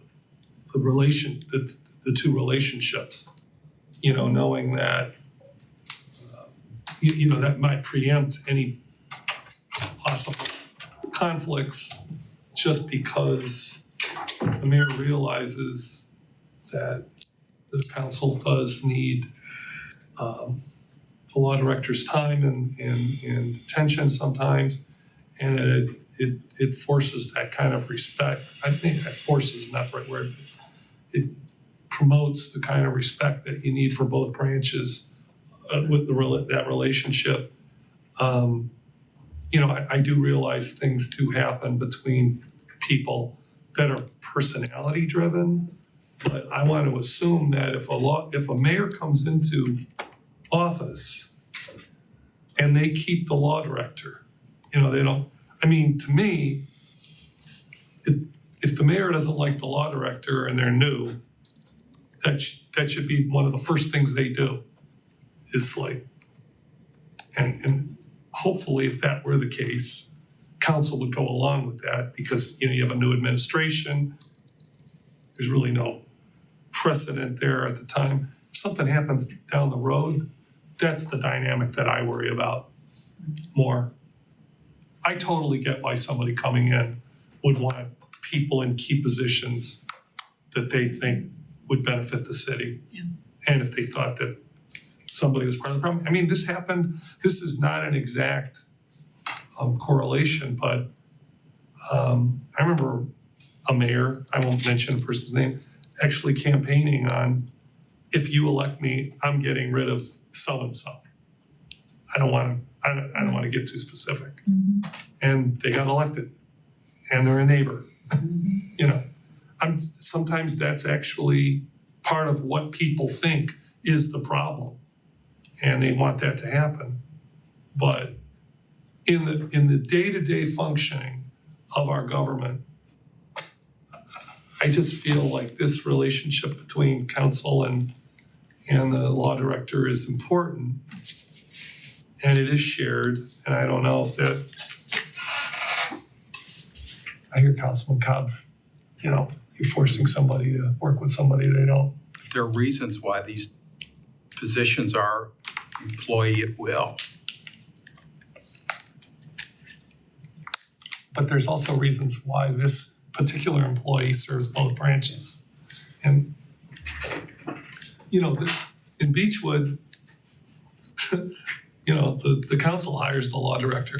So I'm trying to think about if there are other ways that we can achieve what you might be interested in without it being through preventing the mayor from unilaterally firing the law director. So for example, maybe it's the case that if a mayor council wants to ensure that we have access to law department resources so that we can write legislation or do whatever that might be.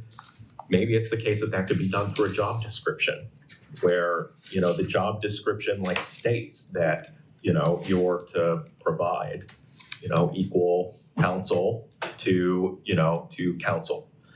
Or if there's a matter of, you know, just wanting to make sure that we have legal counsel, council could always decide to hire outside counsel. Right? We already have that.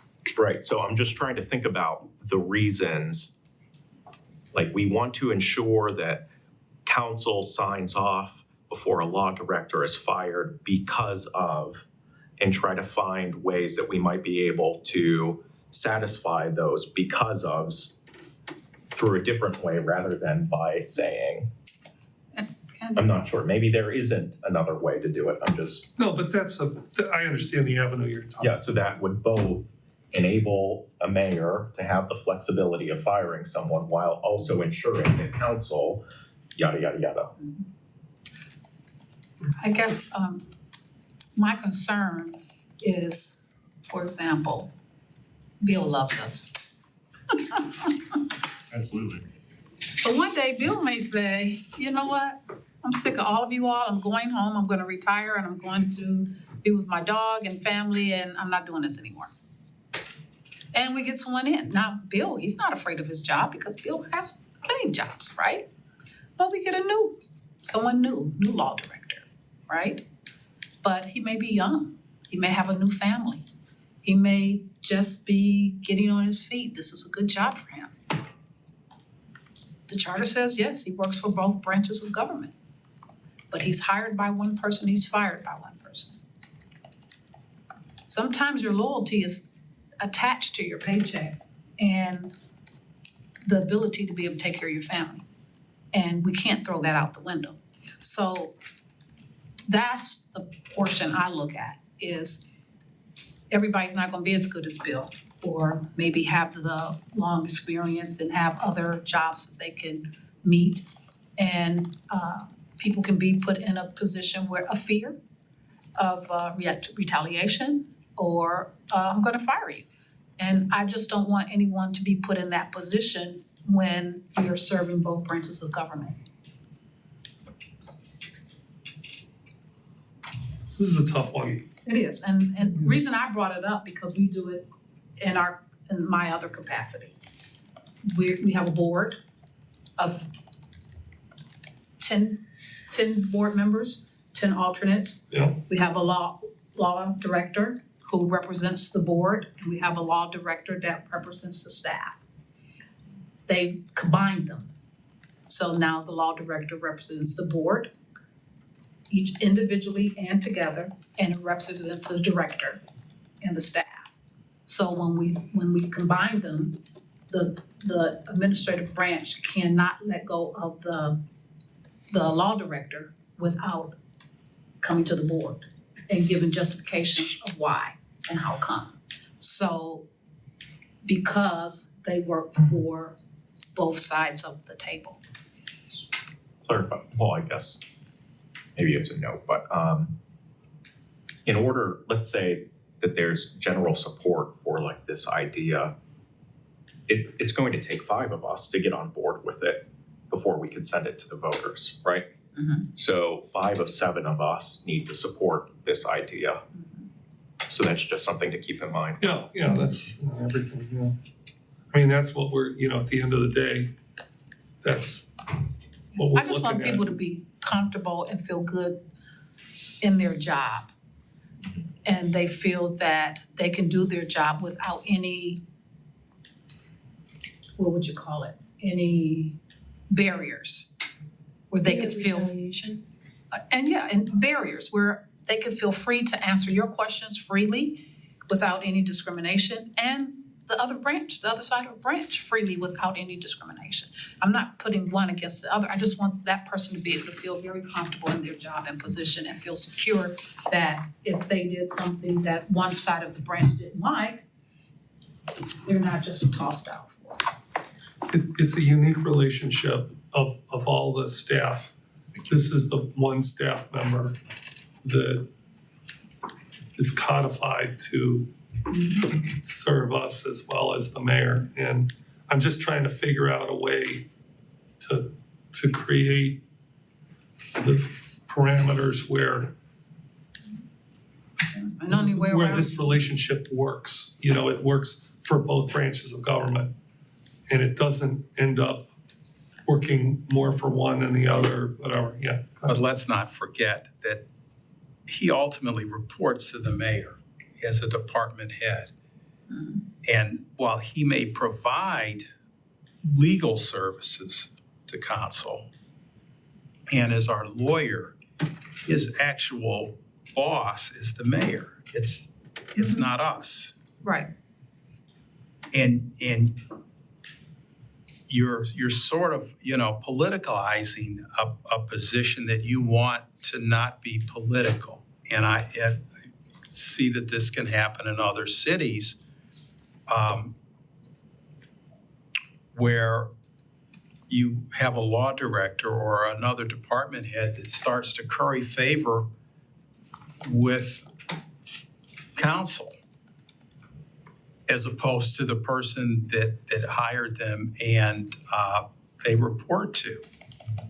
And if that relationship becomes fractured, there's no repairing it. And it will make it very difficult when the time comes for us to try and hire another law director, which is a specialized niche of attorneys in this city. I think we are doing something that's unnecessary. Yeah, I look at this as a way to depoliticize it so that there's no retribution for somebody, because I would consider that political. If a law director was criticized or, God forbid, fired by a mayor that was politicizing the law director's position because of the attention that it's getting. So suppose there is a mayor who is unhappy with the amount of time that a law director is providing to council, and the mayor decides to fire that law director for that reason. Are there any protections that you see against that sort of scenario? Is there some other way that you think that we could avoid that sort of situation? Or do you think that we just have to accept that council, in our role as council members, should always, realize that exists, that risk exists? Yes. And it is common that when a new mayor comes in, that often they want their own law director. And we would preclude a new mayor from hiring their own law director if it required council's approval before you could replace the law director. It could. If we change the charter. And I want to make it clear, there's no, I don't see any dynamic like this happening now. I'm just thinking about, this is the charter, so we're looking into the future. What guardrails do we want up? I'm just And suggesting. the only other suggestion would be, as some of the council people said to us at the conference, council hires their own law director. Or not law director, but lawyer? But who was that, Cleveland? Said they have their own, council has their own lawyer? Is that correct? Yeah, I think they have one or two maybe. Yeah. And like I said, Beechwood hires the law director, but that's different. Council in Beechwood. Council, what did I say? You just said Beechwood. Oh, Yeah. Council in Beechwood's hired the law director. yeah, now that's an anomaly. Supervises, yeah. That's an anomaly. Which is also why their clerk is, Which is why their clerk is in the law department technically. Yeah. It's a different, we're dealing with the reviewing of legislation and kind of a legal end of this. Our job is largely legal in that sense. We do create some legislation, but we mostly review legislation and need and often utilize the law director for that. I don't know. I brought it up. I didn't have a conclusion. It's just a thought. You brought it up at the Charter Review Commission. I thought it was a good point. And did anybody land anywhere? Craig, you're pretty clear. Yeah, we're missing also two council members, so. Right. I don't know what their view is. I think we've pretty much talked this Yeah. topic out.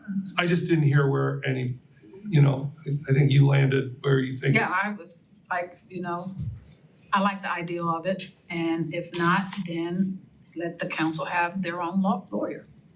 I don't know, but I mean, that would satisfy what Cobb is saying, Councilman Cobb is saying. And So I I don't could know. see if you're in a situation like that with, in this scenario that we've created, Right, it's, that the mayor says, I wanna fire this law director because he or she is working more for council than for me, you're also going to have a council that should be aware of that situation. And maybe at that point say, we are going to hire our own counsel at this point because perhaps there's too much of work for that one person to do, one department to do. and that's kind of what Jim was talking Yeah. about, which is maybe the remedy is already there. I'm not sold on either way right this moment. So I guess question for the law director, in this sort of scenario where, let's say the mayor is unhappy with the amount of time a law director is giving to council, council realizes that and then is interested in hiring its own counsel to ensure that it has all of the legal resources that it needs, things still have to be reviewed by the city's law director. So in essence, there's, a veto. Even if a council hires its own lawyers, because things still have to go through the law department. I know you're using that term figuratively, but can you explain it? What term? Which term? Veto. That the law director could veto a piece of legislation. In or something essence. prepared by council's Right. lawyer is what. You mean like, Yeah. just say this So is even ready if or- we were to, so I guess my point is that isn't a sufficient alternative. Having the ability to hire our own lawyers is not a sufficient alternative Is that because how- it still has to go through the law department. But is that how the other, well, see, I would have to, well, it was brought up to us at the municipal league, that, in other words, not saying to do that, they were saying, you all don't have your own attorneys, and we was like, no, they said, well, we do. So I'm wondering now, how do they actually work together with the administration having an attorney and council having an attorney? Maybe their charters don't require that things be reviewed by the law department. I don't know. I don't know of any other suburb that their council has got a lawyer on staff. I mean, It's expensive. if the solution, if we feel that we need more legal services, because ultimately everything has to get approved by Bill, is in the upcoming budget that we budget half a time's salary and allow Bill to hire an assistant law director that is dedicated to city council. And then when that person doesn't have city council work to keep them busy, they can do other things for the city. But I don't think that ensures what we are trying to avoid, a scenario where a mayor is unhappy that the law department is providing resources to council and threatens or actually goes ahead with firing the law director. And I don't think that that's a good remedy because again, earlier we were talking about the line item veto. We could, have a mayor that vetoes that allocation, or even if someone is hired, the mayor, being the boss of the director of law, could still tell them, even if there's another person, okay, I still want you to prioritize my stuff. I think we're talking about apples and oranges under what the reason would be where a mayor would want to terminate a law director. I think that would not be because of some Well, there's a concern million reasons why that could happen. yeah. But principally, it's gonna come down to politics and personality differences and clashes and a loss of confidence versus a belief that the law department is spending too much time doing council stuff and not enough stuff for the city. Because the reality is the city's work, I believe, is more of a priority sometimes than council. I know that we want some things to be a priority. That's true. But the vast amount of legal work that the law department has to do that's unrelated to any of the city council business, we're a small part of that, I believe. And I agree with that in general, that we are a much smaller part. Law director, how does What is the operation between the city of Cleveland and their law director and their, because it's two? How do they operate? Do you know? Well, there's one law director, and a very large law department, and I haven't. You said very large law department. It is a very large Yeah. law department, and with a lot of good lawyers, but I haven't looked at their ordinance or charter to review how the lawyers for council interact there. My belief is that they function internally for council with research, preparation of legislation, et cetera, but I don't know what the approval requirements are and things like that. Okay. Ultimately, though, I think, you do need to have an attorney for the city, which would be the law director, and, how drafting of legislation, and so forth folds into that. I'm not certain. We could look at that. There's another community I was trying to find their specific provisions, but I can't, and so I don't want to name them. Where there is essentially sort of a mayor's administration lawyer and a council law director. I think it's a little bit like Beechwood, but with more levels to it. And what I would say is that there is certainly the potential for significant conflict between attorneys in a situation like that. And so you would want to make very clear, like, who has what authority if you go down that path. And I think you would want to look at what other cities have done, what works well, what doesn't, et cetera. So 2 questions for you. One is, do you sometimes feel like you could use a part-time assistant director that could have some of that time dedicated to council? Would that help you in any way, or does it just make more work for you? That's one question. The other question is, do you ever feel like maybe there's enough work here for you to be full-time? So on the first question, yes, I often feel like more lawyers in the department would be good. We're short at least one lawyer now, based upon Lori Wagner's retirement, and we're in the process of trying to hire. We've discussed beyond that, trying to hire beyond that internally, so that there are more resources to kind of dispatch for, council access and so forth. And I think that could work. Would it be more of a headache or whatever you said? I don't know, but I don't think it has to be. Yeah. I think if there were somebody who is competent and familiar with legislative issues and administrative law and things like that, who is, in other words, I wouldn't want to just hire like sort of a first year, law clerk type of lawyer, because I don't think that would serve your needs, and that might make my life harder in terms of them trying to work with you and then come back to me and work things out. But the right person, I think that would be useful, yeah. It's very hard hiring right now, I will say that. I know this is slightly off the subject, but are you thinking about putting something in the budget when you present to council about that, or? Yeah, I think we're trying to figure out what that looks like, Okay. particularly in light of the experience we're having currently in trying to fill a position. And on the second question, there's certainly enough work that the law director could do nothing but Cleveland Heights. I think the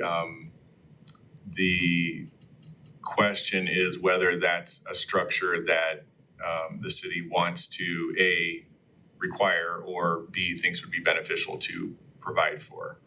You mean a full-time attorney? Yeah. I can tell you that in most weeks, I put a lot of hours into Cleveland Heights. I do have other clients. I'm the law director for another community, and I have other, outside public law work. But Cleveland Heights is the majority of what I do, no question. But, I think the cities, you're the city, but my understanding is, and my belief has always been that the city has valued the experience and the perspective that comes from working with other communities and having done that, and believes that allows the law director to help provide a high quality of legal services for the city. I think that has worked well, but the city could determine at some point that it wants to do something different. But could I spend 40 hours a week working here? There's no question. Yeah. Wow. Yeah, stop down something. No, I always got that sense. When I just look at the number of lawsuits alone, I mean, just like, it's mind-boggling. So I guess going back to the question of whether we can add something that would require council sign off, I think as of right now, I do support including something like that. I'm not seeing like a way for us to sufficiently protect against that scenario that you described. And so I think that, while this isn't, there are some, downsides to it. I think that the benefit outweighs that. And so for me right now, I would support including that. For just that position and not any of the others. Yeah. Thank you. Gail? I would support going along with Councilor Cobb's thoughts, because I'm thinking about two of us. Here's a question for you. Yeah. That's my response. I would support where Yeah. Councilor Cobb's coming from. For those members who aren't here today, are we gonna be looking at going through all of these things for them? I mean, we ultimately have to, when we vote. Okay, I mean, if Addie wanted to write like a memo of what we discussed, Here's some of my notes. yeah, I mean, I would be fine with that. I mean, I'm just thinking of all the time that we've spent on this, even just this discussion alone. How can we possibly duplicate the opportunity for the people who aren't here today to be able to have this opportunity to work it through and I think this happens all the time. I mean, people can't make a meeting, it's, right, but not with this body of work. it's true, but it's on them to catch up and Okay, and that's the way it works. You can watch, you can watch and weigh in and just say, hey, just for in your council comments, you could say, I watched the video and here's where I said, Ultimately, after the law department drafts something, it's going to have to come before council for a Exactly. vote. So it could always be amended at that point. So if there's a specific thing that someone would like to, have changed, that's the time to do it. But I personally don't support us having to create another forum to discuss these exact same things again when, like, at least in my own case, I'm taking the effort to use vacation time to be here. So I don't think that it's fair to have to, do it a second time. Well, I'm on my lunch break, so most people know that. And then I missed the first one, so I had to watch to catch up. You know what, I'm calling the law director, but we actually have to adjourn the meeting soon because Vice President Russell and I have a meeting. Thank you, Mr. President. I just wanted to say two things real quickly on that question of requiring approval for the termination of the law director. First of all, I have had many conversations with the mayor about the responsibilities of the law director and the department that run to council. And I've never had any pushback on that at all. Right. I just want to be really clear about that. And I wanted to say that I completely want Yeah, that has really say been my that up front. experience. There's not been any, I'm just looking at the charter and what do we want to If do? it hadn't been, I probably would have, not wanted to stick around, but we had those conversations early and, and the mayor is very, very good at reading and understanding things, as you know, and he's read the charter, so that's never been an issue. By the same token, in the other community that I mentioned where I worked, where those requirements were in place, they never caused any issue. I think some people probably felt that, because it was 4, I think, positions there, felt that it allowed them to act without worrying about, political consequences and things like that. But it was never a big issue one way or the other. One way or the other. Yeah. It never became an issue that council broke down over with the mayor and that kind of thing. Yeah. One thing to note is that this is our 3rd meeting, and we are now halfway through the first of 5 documents. So we are talking about having a meeting each month with a goal of like finalizing things in January. I don't think that one meeting a month is sufficient. So just so that we're mindful of that and are open-minded to scheduling additional meetings. So let me just And we may need to add an hour to the I'm gonna tell you meetings this too. right now, we don't have time in November to do more than one.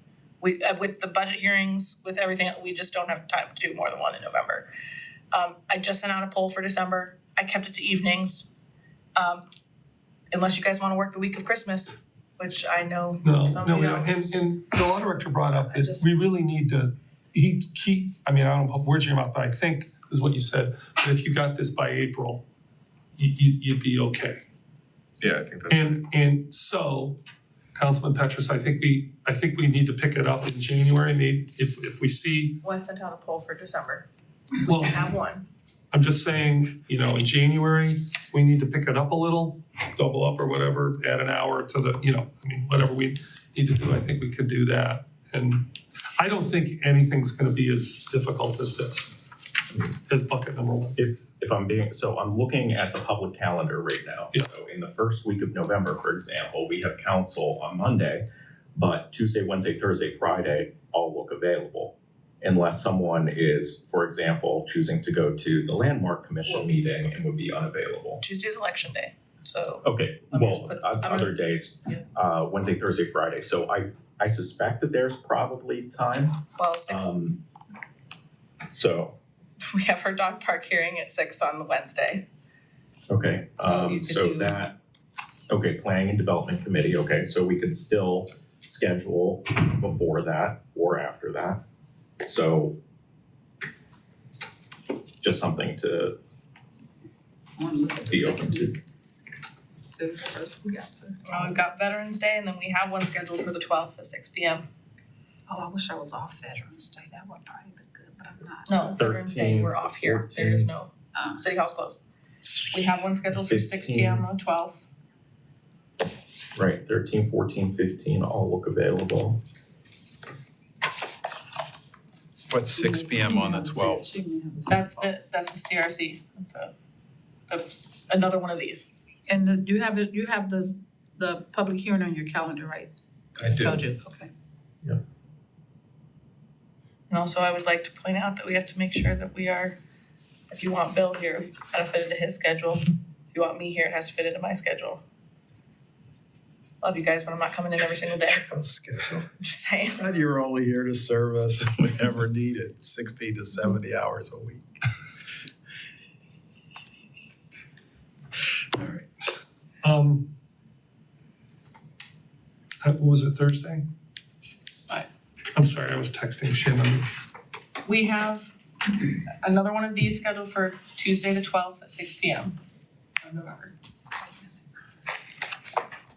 But we would need 3 more just to get through the rest of this stuff. Tuesday the 12th? Tuesday the 12th, What time? 6 p.m. I want- There's a crowdsourced meeting that night with the Brian I know, Carter, and we talked about and we that. talked about it, so we wouldn't be able to hardly go very far. I'm actually gonna be out of town that week, although I could attend by Zoom. So here, the reason I put it on the 12th is because I originally put it on the 11th. City Hall is closed on the 11th, so I put it Right. on the 12th. At the time I sent out the doodle poll, the crowdsource thing at Future Heights had not come out yet. Right, I So understand. now we've got a bunch of people that can't make it on the 12th, so we might not even And be that able to would do be that. So the And I'll get 6th, them the before 7th, that the 8th, The 6th we cannot do why unless can we you, not do the 6th? because we've got the dog park public hearing Okay, at so 6. what about 7 on the 6th? Let me pull up my doodle poll, cause I sent out a doodle poll with a lot of these dates and I 7th. was just told. There is a Meet Your Police event and Architectural Board of Review, but Isn't there the state of the city meeting at 6:30? Oh, that's, Mhm. yes. that's right. It's on the 7th. Okay, so the 8th, there's nothing on the 8th. I'm gonna bring up the doodle poll that I sent out. I think I did one doodle poll. So the 8th, It's a Friday. you indicated you could not be there during the day, Craig indicated he could not be here. Jim Posh cannot be here. Davida can only be here one of the times, which is the 10 to 12, which you can't make it to, if we're keeping it to evenings. So that's out. The 15th, it looks like you're not available, Craig's not available, Tony's not available, Davida's not available. The 19th. So we can be efficient. No, we, Jim Petrus, you can't be here, Craig can't be here, Davida can't be here. On when? The Sorry, 19th. The 19th, so I just took off the 19th for the budget hearings. They're the 19th. Well, right, so that's the reason why we can't do the 19th, because it would be the same time. Well, we could do it a different time on that day, outside of the budget hearings. Budget hearing's already like 4 hours, do you wanna be here longer than that? I mean, I don't want to, but the fact is that we've already had 3 of these meetings and we're only halfway through the first document. So if we're trying to achieve our goal of getting this done, I'm trying to like think about how we could Well, I appreciate achieve that. that. I think we're gonna have to do this via doodle poll, but I mean, okay, I'll send out another one, Yet another doodle poll. same Just- time, yeah, go ahead. If I could, different at the- answers. at the risk of inviting council to consider firing the law director now. Between now and the end of the year, like really, there is a lot of ARPA related Yeah, work still that- unfolding. So I would just, I fully understand the time pressures and I agree with you, this all takes a lot of time. And, you know, we'll try to attend whatever meetings, we attend whatever meetings council schedules on this, cause it's important. But time is really short at the moment, that's all I would say. Let me just After January 1st. toss this out. When we have these sessions that are separated by weeks or months, I think it's less productive. I would suggest that we pick a couple Saturdays in January and February where we're willing to commit to stay here from 9 until 4, bring a lunch in. I think that we will get a lot more work done in those long block sessions rather than what did we talk about last time? And I think we could really knock this out in a couple of long Saturdays. I mean, I agree with you. I don't think the what did we talk about last time is an issue. But I think getting momentum and how long it actually just takes to go through this is, I think that you know, the larger point is well taken. And I'd be perfectly willing to do a Saturday. I think that's, but you know, again, we need the law director. I would be available the Saturdays that my husband is working, not the ones he's not. No, but we're, Just you know, saying. Coordinate with your schedule. you know, let's work on a Saturday in January. You know, because I know it'll be a cold day when we, no, I'm just kidding. We also do have to talk to Steve and to Bill Right. about their availability, just saying, You're right, you don't like the staff working on Saturday. just. No, but you know, that occasional thing is, I think we'll get a lot further. If I remember correctly, the Charter Review Commission, they had a bunch of meetings on the weekend, and I don't think that Steve had to come in, right? They wasn't only the audio board- recorded. I saw video recordings. Oh, maybe that he just left it running. from the weekend. So There was one time when he could, somehow it didn't work, but every other one was video recorded, and I'm not sure about the details. Yeah, He probably just kept it running. And if we could do it that way, that would be great. What do you mean kept it running? He just kept the You just recording turn it on Friday and and turned just it let it on. go. and then let it go. And so that's a way that we could cut out all the avoid blank, having to ask him edit to it come out all in. blank. Now, it would only be one camera, but I don't think you guys care about that. It's not gonna like focus on No. who's talking. We can also do minutes and not worry about the report. I mean, if you're pressed for, I understand, but If it's verbatim minutes you're talking about, we'll get a stenographer. Alright, so that's not what I'm talking about. doodle poll, everybody mark their papers where we're left off, just so you know exactly where it was. 5.2 is where we are. And you can send notes to the other two, your notes to the other two, so they can keep up. Oh, to discuss, and we'll I'll just send them we'll start looking for Saturdays. I mean, I'd even be willing to do one in December. You know, November looks pretty difficult right now. But I'm just saying, No, we could January's look. January's better after the holidays. I mean, well, I think we're gonna have to do January as well, but If that's fine with the law department, then my concern was that we previously talked about aiming for January, but if that's fine with the law department, We're we not feel gonna- that they'll have sufficient time, I'm then that's fine already with me. resigned to not hitting January, but April is a have to, you know? Yeah. And we have to get on a trajectory to finish by then. Well, and I would hope that we can, if we get bucket 1 done, that it can go to law. Yeah. Right, they could start. Don't Right, hold them exactly. all up and just dump them all in April. Right. That's right, Okay. that's That's a good exactly point. right. And again, the other 4 buckets are gonna be, I think, exponentially faster, but I shouldn't be saying that on, now somebody could play the recording back. Anyway, this special committee of the whole meeting is adjourned at 12:24.